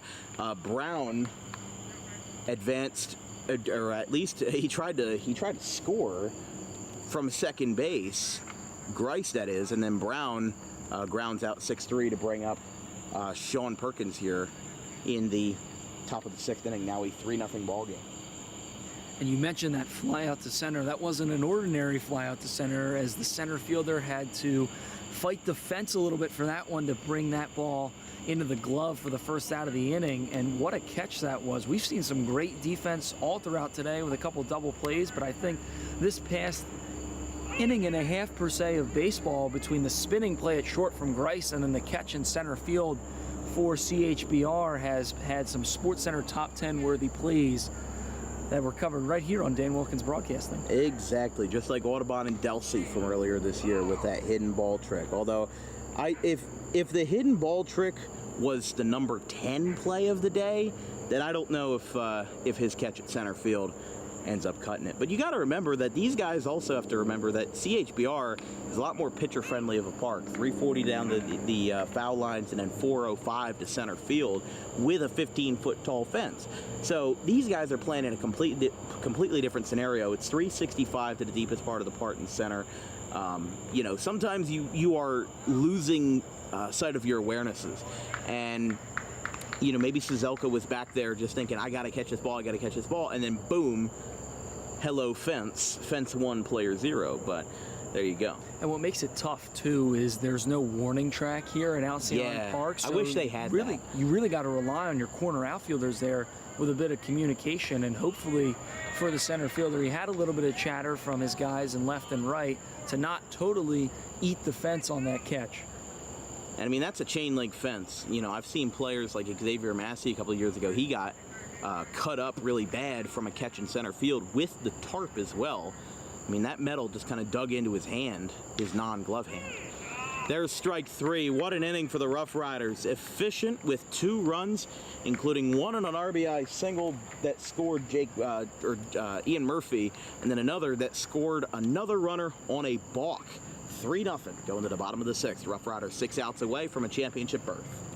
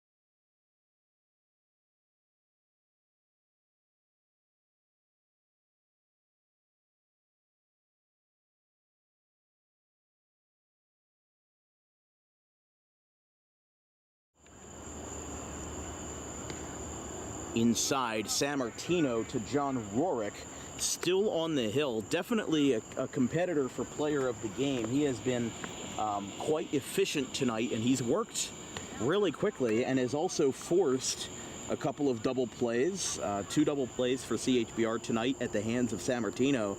And the fact that he has only allowed 2 hits with just 1 walk as well, with 0 runs. And there's a strike called to Rorick, who is 0 for 1. He reached on an E6 his first time. Sammartino also with 3 strikeouts to this point, 2 to Nick Cizelka. 1 ball, 2 strikes. Nobody out here in the bottom of the 6th. Roughriders 6 outs away, and that one skips way up in the air. 2 balls, 2 strikes. This broadcast is brought to you by Harper Driving School. Over 95% of students who book with Harper Driving School pass their New Jersey State driving test on the first attempt. If you like those odds, book an appointment today at Suite 4 of the Total Turf Complex in Pittman, right off of Lambs Road, at about maybe 2 minutes away from Alcyon Park. You can make a right at the stop sign, make a left at Alcyon Park onto Holly Ave. Actually, it's not Holly Ave, it's Cedar Ave, I apologize. Strikeout number 4 for Sammartino at the hands of Rorick. Just make a left out of the Alcyon Park lot, go to the 4-way stop, make a right, and Harper Driving School will be on your left at the end of the hill. So make sure to check them out today. Big thanks to Tim Rue over there and those wonderful people. And you talk about Sammartino and what he's done on the hill. He's still out there wheeling and dealing right now, and he's been put, again, in a couple tough situations and done a good job of getting out of them. And I think that, right, the strikeout number isn't super high, but he's done a good job of pitching the contact and letting his defense work behind him. And that also helps with the pitch count because, you know, we've talked about before where, you know, like somebody like Chris Rollins will go out and strike out 13, but, you know, that doesn't really show more than just a surface level, because in order to strike out 13, you have to throw more pitches. And, you know, we talk about the Maddox game sometimes, which is a complete game of under 100 pitches. Now, obviously, that's in the context of a 9-inning game, but we see sometimes in high school there's players that have like 7-inning complete games, but then they have like 5 walks and 10 strikeouts. Like, sometimes you just hit your marks, and San Martino's hitting his marks, but so is CHBR. They're putting the barrel of the ball just not in the right spot, and that's where these guys are standing right now. And I think the main downfall of CHBR to this point has been their aggressiveness on the base path. Almost a little too aggressive. I agree with you, Dan. We talk about the play at third base where it wasn't a force out at third and got caught up. Tapper back to the mound. San Martino with a Rick Barry flip to first, and there is out number 2. But again, CHBR, they've just been too aggressive on the base path today, and they've tried to work a couple things, and it hasn't worked out in the scoring column. And they've done a couple things like hit and runs or just get caught up in rundowns that have been giving the Roughriders some outs. And right now, I think that's why we're looking at the score being 3-0. Obviously, those 2 runs in the top of the 6th, such a big help for the Roughriders, trying to get back into this, considering that they lost in a 10-inning affair in Game 1. My line of thinking was that CHBR was going to have a good shot in Game 2, as here's a fly ball down the right field line, but foul.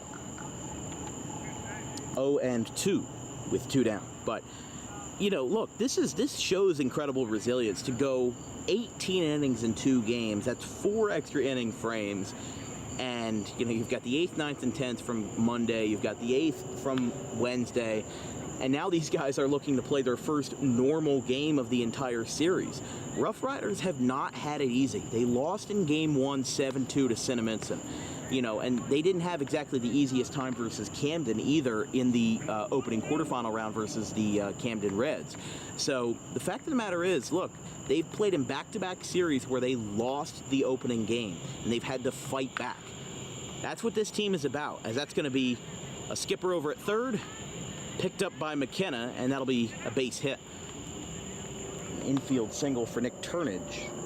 Now 1 for 3 on the evening, which brings up Sesdewicki with 2 outs in the bottom of the 6th. Roughriders 4 outs away from reclinching that spot. And when you talk about this Roughriders ball club, Dan, it seems as though they really know how to take it up a notch when it comes playoff time, and they've done a good job. They're the defending champions, so obviously they know a thing or two about winning the big game, and they've done it.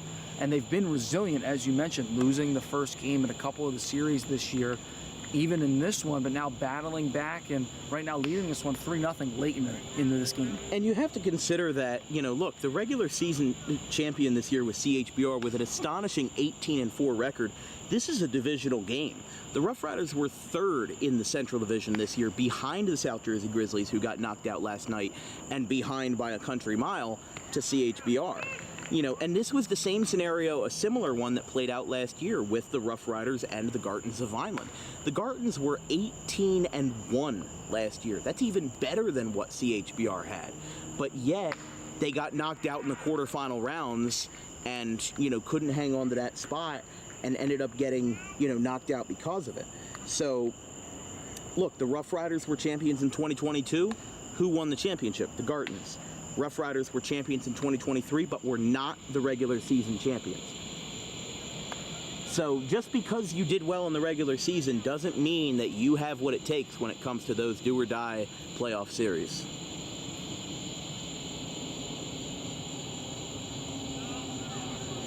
The last team to win both the regular season championship and the Carter Cup title was done consecutively in 2018 and 2017 with the Gartons of Vineland. They did it both years in 2017 and 2018. Regular season champions both years. They were three-peat champions in 2016, 17, and 18, but in 2016 they won the regular season title and not the championship. That was done by Camden in 2016. It was also done by XL1 in 2015. And then as well as Camden in 2013. So it's only happened a handful of times over the past couple of years and hasn't happened in 6 years at this point. So the Roughriders would be adding another mark to that statistic if they hang on to this one for the next 4 outs. And when it goes to the backstop, he'll get down to second base uncontested. And runner gets in scoring position here. 2-2. And this could be something as simple as that pass ball that really puts a charge into this fighting comeback for CHBR, as now a runner in scoring position, still 2 strikes and 2 outs, but an opportunity to try and knock somebody in and just take away one more run to that Rough Rider lead.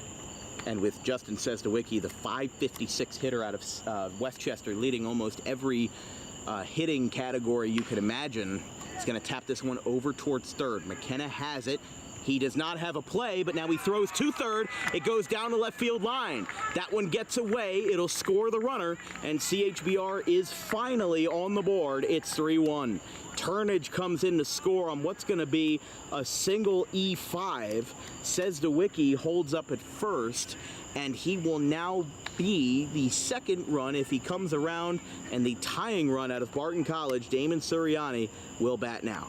And we talked about how the aggressiveness on the base path for CHBR has really been the Achilles heel for them to this point, but you saw the aggressiveness pay off right there. Runner on second base breaks, McKenna still has the ball, and then makes a bad throw to third base that goes down the line, scores a run, and you see the aggressiveness pay off.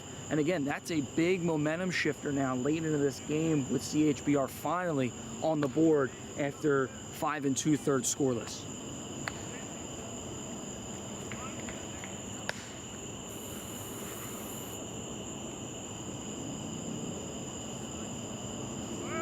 Runner goes on the first pitch. They're going to throw down to second. Not in time.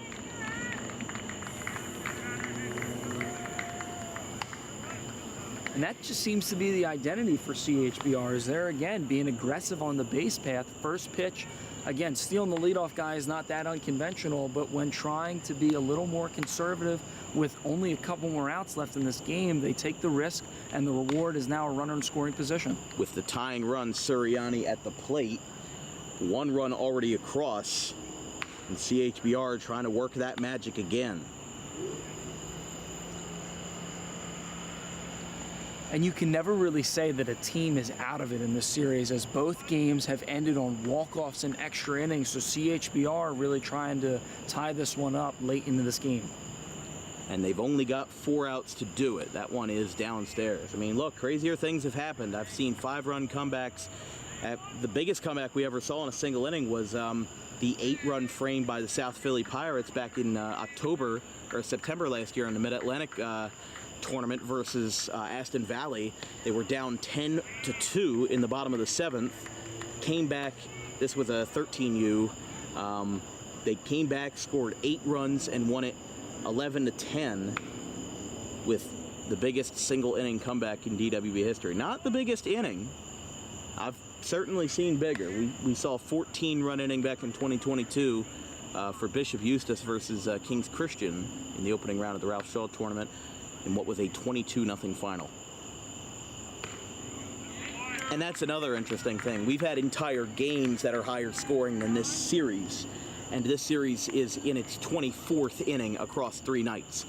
Swerdloff comes out after the free pass, and this is the second mound visit, therefore meaning that, or actually, no, I'm sorry, that first meeting was just with the infield, so I think Swerdloff is coming out for his first official visit. There is a right-hander warming up in the pen for the Roughriders. We'll see if we can. That probably is Chris Brown, if I had to guess, of Arcadia.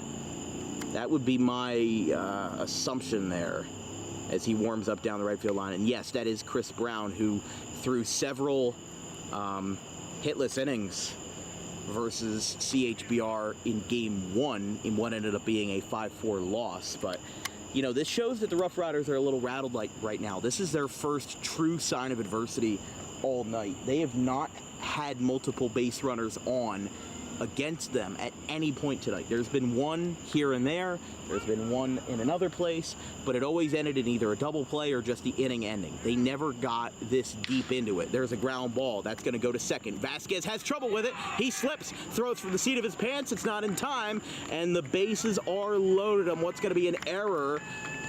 And wow, What a tough break. Costa gets aboard, and now the bases are loaded in probably the most pivotal spot of tonight's game so far. And we've seen a couple of booted balls and errant throws from the Roughriders, but it didn't seem to matter much earlier in the game as they had made the plays when it really mattered, and the score sheet was still held at a 0. But now San Martino can't be mad as that ball was right what you wanted, a ground ball to end the inning, just booted there by Vasquez. So now here is Josh Janove in the 6th spot out of left field. Looking to play hero here off of San Martino. Here's a fly ball into straightaway right field. Who's got it? He does. Perkins in right field makes the play, and that is a huge sigh of relief for the Roughriders. 6 innings through for San Martino, and after that rocky inning, they might put in Chris Brown out of Arcadia for the 7th. We'll see how many punches CHBR can roll through in the bottom half, but first, Roughriders have to get themselves a little bit of insurance. They lead 3-1.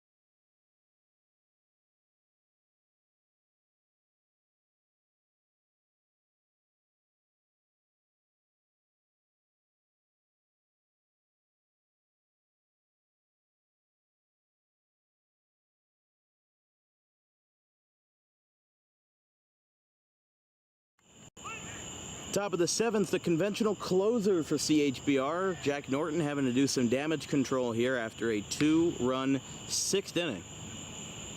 This one is floated into shallow right center. That'll drop for a base hit. It's going to get past Turnage into the right center field gap.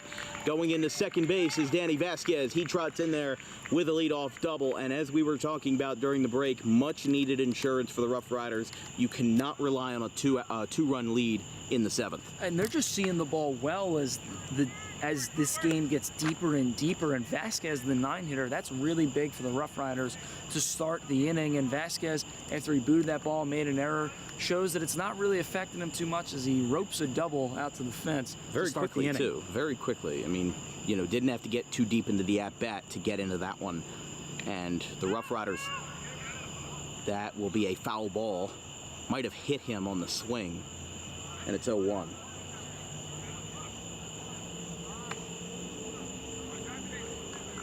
Of course, if you'd like some DWB entertainment after the game, you can always check out our DWB Classics playlist on YouTube. Excuse me. It's a collection of our 25 greatest broadcasts and most successful and also most memorable games from 2021 all the way to the present day.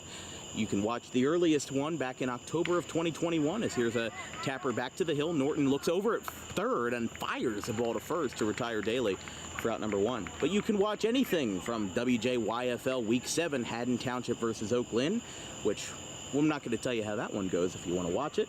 Some classic Audubon baseball, soccer, and basketball games. Or you can watch the most recent one, which was the Camden County American League Championship from this past July. In fact, a grand total of 6 DWB baseball games have been added. And here comes the throw to the plate. There's your insurance run. Danny Vasquez scores on a wild pitch. He got to third on the ground out off the bat of Daly, and in the blink of an eye, he's home 4-1. Yeah, you talk about the blink of an eye. He bolted to the plate to score that run. And a nice job, again, hit the double. That was the perfect way to start the inning for the Roughriders. And then a sac bunt to get Vasquez over to third. And now a pass ball allows for them to be leading by just one more run, and they have no outs in this top of the 7th. And he's had such a perfect night out of the 9 spot, 3 for 3, a double and 2 singles, drives himself home, even though that doesn't count as an RBI on the scorecard. You know, he has been crucial to this team's success tonight. Even with that error earlier, he has still made a lot of great defensive progress. And, you know, look, like we said at Rutgers-Camden, across 4 years, he turned the most double plays of any second baseman or shortstop there. So he has that history on the defensive side of the ball. That was just that one slip up, that one play that he didn't have, but he's still been phenomenal tonight. Yeah, mistakes happen, just like the mistake that I made. There is 1 out in the inning, and there's not 0. So nobody's perfect, even broadcasters. Except for John Kruk, he's perfect. John Kruk, in our eyes, is a perfect broadcaster. That's ball 4 to Eric Sabato, who reaches base for the first time tonight after going 0 for 3. As the infield coming in for a quick conference with Norton, the former closer or former starter at Gateway, now over at Immaculata. As we said, a very heavy Immaculata roster on the CHBR team. 7 of 21 players hail from Immaculata, like Alex LePage, Nick Turnage as well, formerly of Haddonfield, as Bones Marciano coming out for a quick meeting here. But, you know, that's what makes this team so close. A lot of these guys are teammates in the spring and in the summer. And this right now for the Roughriders is an ideal situation. You have your 3, 4, and 5 hitters coming up, 1 runner on, 1 out, and already 1 scored. And they're really looking to add more insurance to make sure the bottom of the 7th is as easy as a cakewalk as it possibly can be. Exactly. And look, the bottom of the 7th, they'll be CHBR will be bringing up their 7, 8, and 9 hitters. Sylvester, who's 0 for 2, Woodward, who's 0 for 2 with 2 groundouts, and Cizelka, who's 0 for 2 with 2 strikeouts. So this is what you want for the Roughriders. You got your insurance run with potential for more off of Norton, and then you've got, statistically tonight, the weakest part of the CHBR order at your hands in the bottom of the 7th. Now, nobody says that Woodward, Cizelka, and everybody else can't just go deep and make this game a thing again. But what you've got to remember is that we're just looking at the stats. Those 3 hitters that are due up are 0 for 6 tonight. Everybody else has seemed to get something except for those 3 specifically. And that's what makes this path for the Roughriders, you know, definitely something that they can hold their heads high on. But look, CHBR, 2nd year in a row, you know, they've had a phenomenal regular season.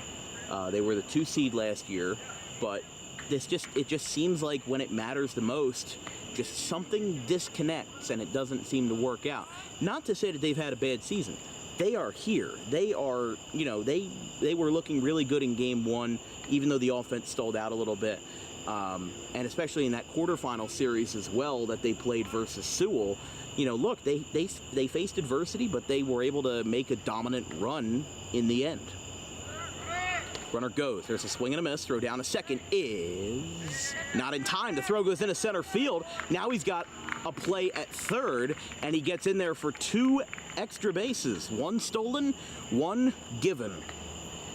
And we talk about, again, the defense in this game early on was fantastic from both sides. It was a 1-run game for a long time, but now as we get later into this one, we're seeing a couple more errors and a couple more botched balls and errant throws. And there's one, as now the Roughriders get an extra base on that mishap into center field from the catcher, Bobby Woodward.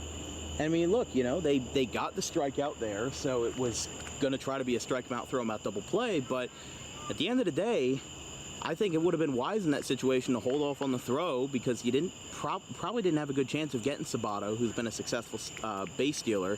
You struck out McKenna, and now you're back to Ian Murphy, who has bit you a couple times tonight with a double play and a single. So he's been a little bit all over the place, 1 for 3. But at the end of the day, you know, he's still a viable hitter in this order, and has contributed a little bit off of the CHBR club. CHBR on their 3rd pitcher tonight started out with Angelucci, who pitched 3 innings, allowing that first run, and then you had I apologize. Frankie Ebling come in for 2 relief innings, and then Jack Norton has been out for the 6th and 7th. Only 1 run has been scored on a hit by the Roughriders tonight. One was on an RBI ground out, the other was on a balk, and the second was the RBI single.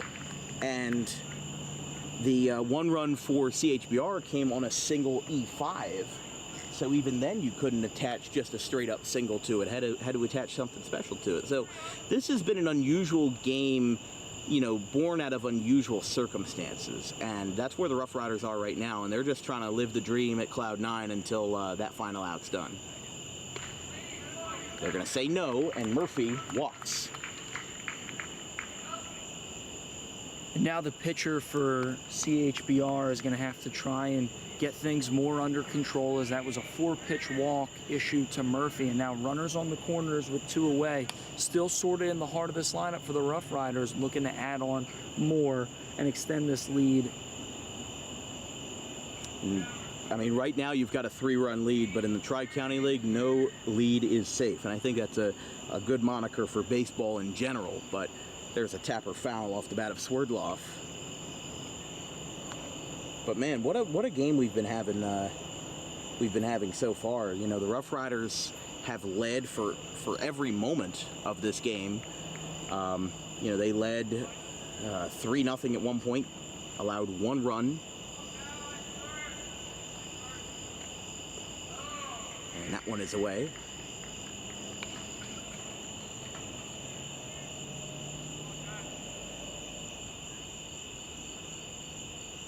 One ball, 1 strike. And you're right, Dan. This has been a bit of an odd game because we've seen low scoring and good defense at certain points, but errors at others, and good offense at certain points, but stalling out at other points, and it's just been kind of a back and forth game. Floated out towards second base and caught to retire the side. The Roughriders are 3 outs away from their 2nd championship appearance and their 3rd since 2019. We'll be right back with a 4-1 Roughs lead.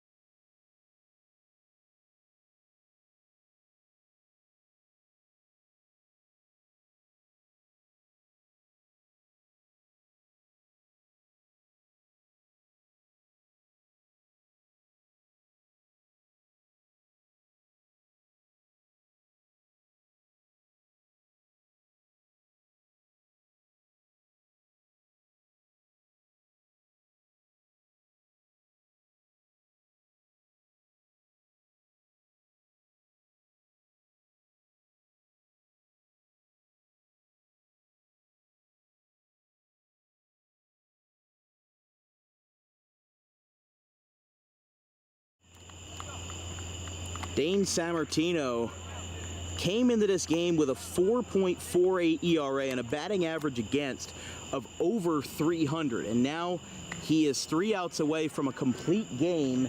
And not only that, one to send the Roughriders to yet another Carter Cup appearance. As we said, they won it in 2023.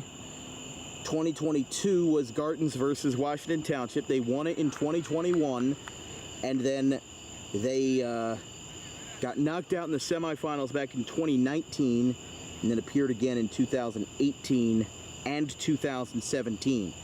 So this would be 5 appearances in 6 seasons, not counting 2020 since there was no season that year with the COVID-19 pandemic. So he is 3 outs away. The 7, 8, 9 hitters, Sylvester, Woodward, and Cizelka to bat here, a combined 0 for 6 between them. Here's a floater out towards the pitcher's mound. Nobody's covering, and he's out at first. He is not happy with that call, and a bang-bang play is out number 1. Yeah, a bang-bang play indeed, and it seemed like Sammartino didn't want to get that ball off the mound. The first baseman was caught up on, do I cover the bag or do I go attack the ball? Chose the latter, attack the ball, and a nice job by the second baseman, Danny Vasquez, to come over and hold the bag for the first out of the inning. That was just a complicated play from start to finish. You know, nobody really seemed to know what to do with it, and it ends up hurting CHBR in the end because they thought they were going to have an infield single there, and it's a roller coaster of emotions. You go from so high to so low in the blink of an eye. So right now, 1-0 count as Sylvester grounds out with a 1-3, and Woodward, who has grounded out to third twice tonight, as we said, has utilized that power bat occasionally, but for CHBR this season, also as a member of the Immaculata Mighty Macs, batting .204, 2 homers, 12 strikeouts and 49 at-bats, 10 for 49, a .730 OPS. That one's upstairs, 3-0. And Nick Cizelka, the lefty, would also be on deck out of Salem Community College. That is a 4-pitch walk. Now you wonder here, Swerdloff is standing on the top step of the dugout. So he's going to come out. Are they going to go to Chris Brown or are they not? He kind of waved off the umpire there. So I don't think right now they're putting in Brown. They're not. Brown is still warming up in the bullpen, but he's waiting for a signal. Because that was Sammartino for his 4 strikeouts that he's had tonight. He has also issued 2 walks, actually, I'm sorry, 3 walks. So, not his first rodeo, but again, it doesn't help your pitch count, it doesn't help your fatigue, and it doesn't help your confidence. You know, these guys right now just need 1 runner on, and the tying run is already in the on-deck circle, and if they turn the lineup over back to the top, CHBR can get a spark fired up under their belly like none other. Yeah, and you mentioned, right, not good for the confidence, and this part of the order statistically is the easiest to go through, so just issuing a free pass on 4 pitches was not the ideal scenario there for the Roughriders and Sammartino. The 6 through 10 hitters tonight, or excuse me, the 7 through 10 hitters tonight, that being Sylvester, Woodward, Cizelka, and Rorick, a combined 0 for 9 in this order. 0 for 3 for Sylvester and 0 for 2 for everybody else, including Rorick, who reached on an error back in the 3rd. That one's up and away, and it's 1-1. But Sammartino's starting to lose the grip here, and you know, you've got a reliable reliever in Chris Brown, so Jake Swerdloff, I think, in my opinion, has to have a short leash here. You know, he already allowed a 4-pitch walk to a hitter that, as we said, was batting .220, as here's a chopper over the third base line and foul, 1-2. So if I'm the manager of the Roughriders right now, at the first sign of trouble, you know, I'm pulling him. It's great what he's doing, but he doesn't have a no-hitter going on. He doesn't have a perfect game. You have a championship appearance on the line. You're 4th in the last 6 seasons. So if you really want to get that squared away and you want your, you know, problems to be at ease, then I'd say put in Brown at the next sign of trouble. Fly ball into straightaway center field, and now there are 2 outs in the 7th as Daly takes it in. And that's a big second out right there. Again, what Sammartino has done, his bread and butter today has been pitching to contact. As you mentioned, Dan, only 4 strikeouts to this point, so really hasn't blown hitters away with the fastball or spinning off speed stuff. What he has done is filled up the strike zone, pitched to contact, kept that pitch count low, and trusted his defense. At times, there's been errant throws and misplayed balls in the field, but relatively speaking... Here's a ground ball out towards short. Grice has it on the run. He got him! And the Roughriders, for the 4th time time in 6 seasons, are back in the Carter Cup, and for the 6th season in a row, the regular season champions have been denied. Cherry Hill, third base, with just 4 regular season losses, go down in a do-or-die Game 3 with the final score 4-1. Your player of the game by a country mile, Dane Sammartino, a complete game, even with all that adversity. 4 strikeouts, just 1 run allowed on that single by Sesdewicki back in the 5th. And look, these guys played textbook old school baseball, because the Roughriders, by definition, are an old school team. And that's exactly what these guys are doing here. You know, they have played old school baseball all night, all series, all season, and now they get to square that up with their same opponent from last year that they swept, Cherry Hill Pittman. And I think that what it came down to, Dan, was just the Roughriders played it a bit more safe, and percentage-wise, they had better odds with bunting guys over, with just putting the ball in play. And I think that the CHBR was a little too aggressive on the base path, and the risk-reward there, they took the risk and didn't get the reward, didn't get the outcome they wanted. And final note, just shout out to Sammartino, who the ERA, when coming into the game, looked like he would get hit around a little bit more and have a little bit more trouble in the run department, but kept it under control with 1 run. And that's why stats don't mean everything, and this is why we play the game, is for things like this to happen. A 1-run complete game in a do-or-die Game 3 winner-go-home to send the Roughriders to the Carter Cup. You know, it reminds me a little bit of Philip Humber a little bit. He threw a no-hitter, actually a perfect game in 2012 for the Chicago White Sox, and his ERA in the MLB was over 6. So people who don't have the most immaculate stat lines can still do great things. And that's what I like about Sammartino. He's a hard worker that comes from a gritty baseball program, and now over where he is now at IUP, you know, he seems to be having a ball of a time. So congratulations to the Roughriders, and definitely excited to see what they can do in the Carter Cup versus CHP. Yeah, and you mentioned that matchup. It's a rematch from last year, which should be very exciting, as CHP was on the losing end of that and definitely wants to try and one-up the Roughriders. But as we mentioned during this broadcast, the Roughriders just seem to have things figured out when it comes playoff time and know how to win the big game. We'll have to see. That'll be an exciting 3-game series for the Carter Cup. Well, we will be right back with Dane Sammartino and Jake Swerdloff, the manager of the Roughriders, as we enter our Harper Driving School post-game show here on DWB. Roughriders win 4-1. We'll be right back.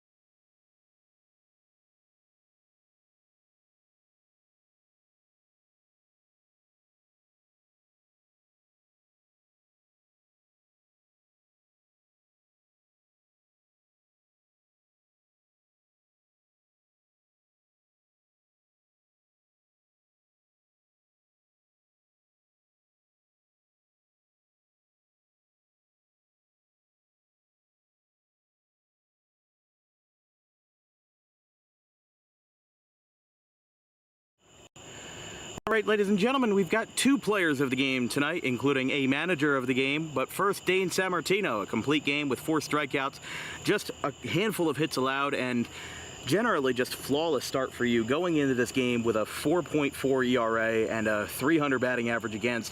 You know, I think there were a couple people out there that may have not had their full belief in you, but you shut them up for sure. And for the 2nd year in a row, 3rd time in 4 seasons, you guys are back in the Carter Cup. How did you feel out there today? I felt really good. Earlier I'd seen this team, and I felt the same way I felt tonight. I felt like all my pitches were working, and I was able to get weak contact, which my field helped out a lot tonight. They got a lot of ground balls for me. And it helps that you guys are also divisional rivals, you know, playing in that Central Division, playing them a little bit more than you would normally. The fact that they had 4 losses on the entire campaign, you know, this was an uphill battle. And, you know, you guys had a lot to work with, especially after losing game 1 in 10 innings. That wears everybody down. Everybody is gassed after that game. Went 3 hours and 30 minutes. It wasn't easy for anybody, but you guys fought back, got the walk-off last night with that sac fly by Brown, and now you went out there and just made it your show. But your biggest thing tonight was pitching to contact. You know, you've got, going into this game, 16 strikeouts in 20 innings, and it just seems like your forte is forcing those innings to be quick. You know, getting them out of the jams and getting your defense bailed out so that you can have the most efficient start that you can. And I noticed that at Haddonfield too. So, you know, your approach out there is different than a lot of other pitchers that just seem to want to get the highest velocity possible and the most amount of strikeouts. But you play a different game. And with you guys now going into the Carter Cup this year again after reaching it last year and winning last year, you guys have a familiar opponent with CHP, your opponent from last year. How does it feel having this rematch so that, you know, you kind of can reminisce and say, hey, we're doing this 2 years in a row, and, you know, you get what I'm saying? Yeah. 2 years in a row, same opponent. How does that feel? Yeah, well, I wasn't even here last year, but for all the other guys that were, I'm sure they want it really bad, and just because they want it, I want to help them out and get this win in the chip. And the Roughriders have changed a lot over the years. You know, over in the dugout, one of their guys FaceTimed Zay Ishmael, who was probably the loudest player on this team last year, both with the bats and with the voice. You know, he was over at third base and we could hear him 400 feet away. Mm-hmm. But, you know, with you guys having a change of manager this year, you and a couple other guys being added to the team was both together and also separated for the first time. So with you guys being in the Carter Cup for back-to-back years with such different rosters, mm-hmm. you know, what is the confidence in that dugout feeling like, and what is the mindset going into game 1 on Monday? I'd say definitely for our guys, our dugout, we like to stay loose. So the mindset's definitely stay loose, play easy, because when you get tight, that's when you make errors, that's when you throw balls away. So as long as you stay loose, as long as we stay loose, we'll take care of things. Well, that sounds great, Dane. Best of luck next week. We'll be here all 3 games. We do a scorecard tradition where the player of the game signs the bottom of the scorecard. Okay. Just make sure you leave enough room. Make it nice and big, but also leave enough room for Mr. Swerdloff over there. All right.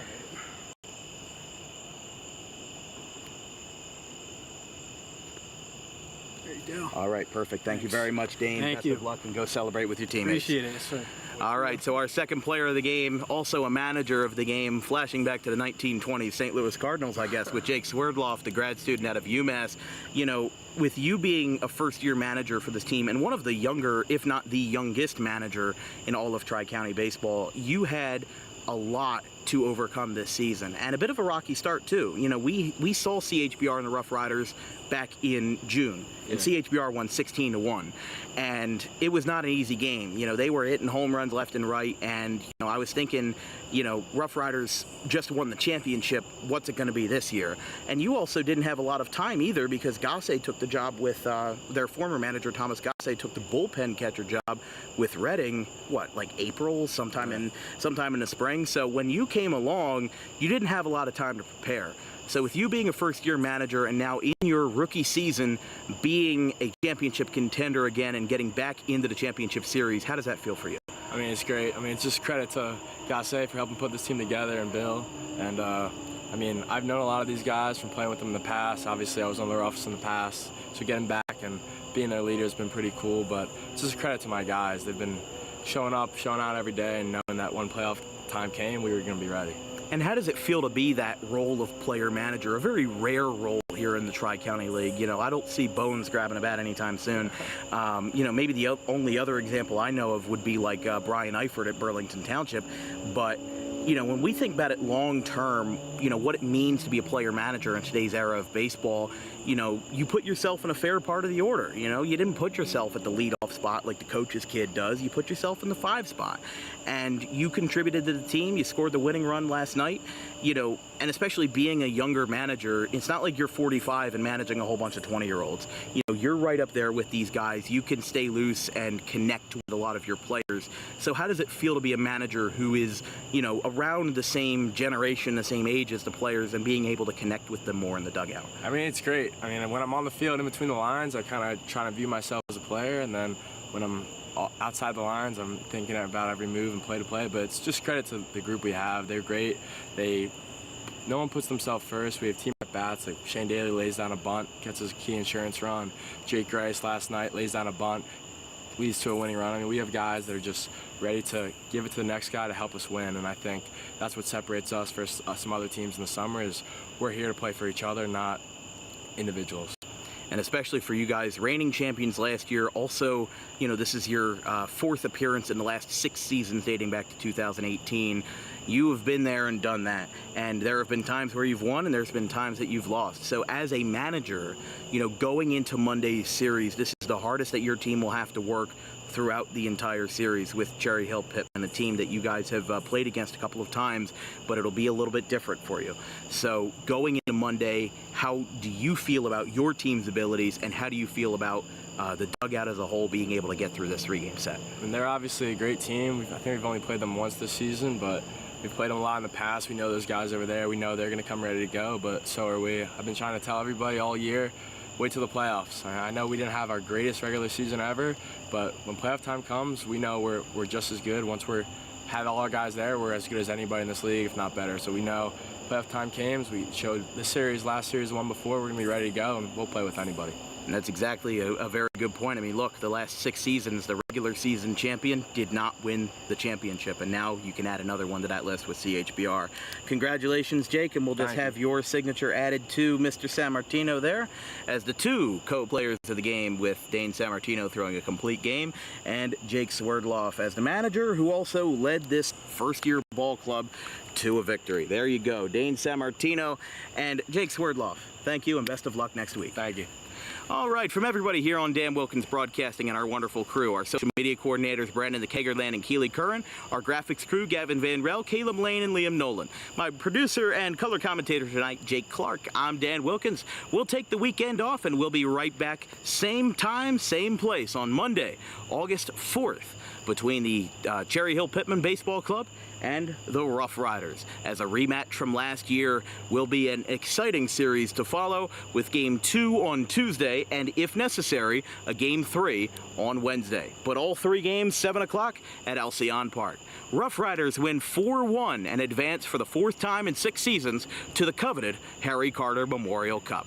That's all for us tonight. Enjoy the beautiful weather and have a good one, folks.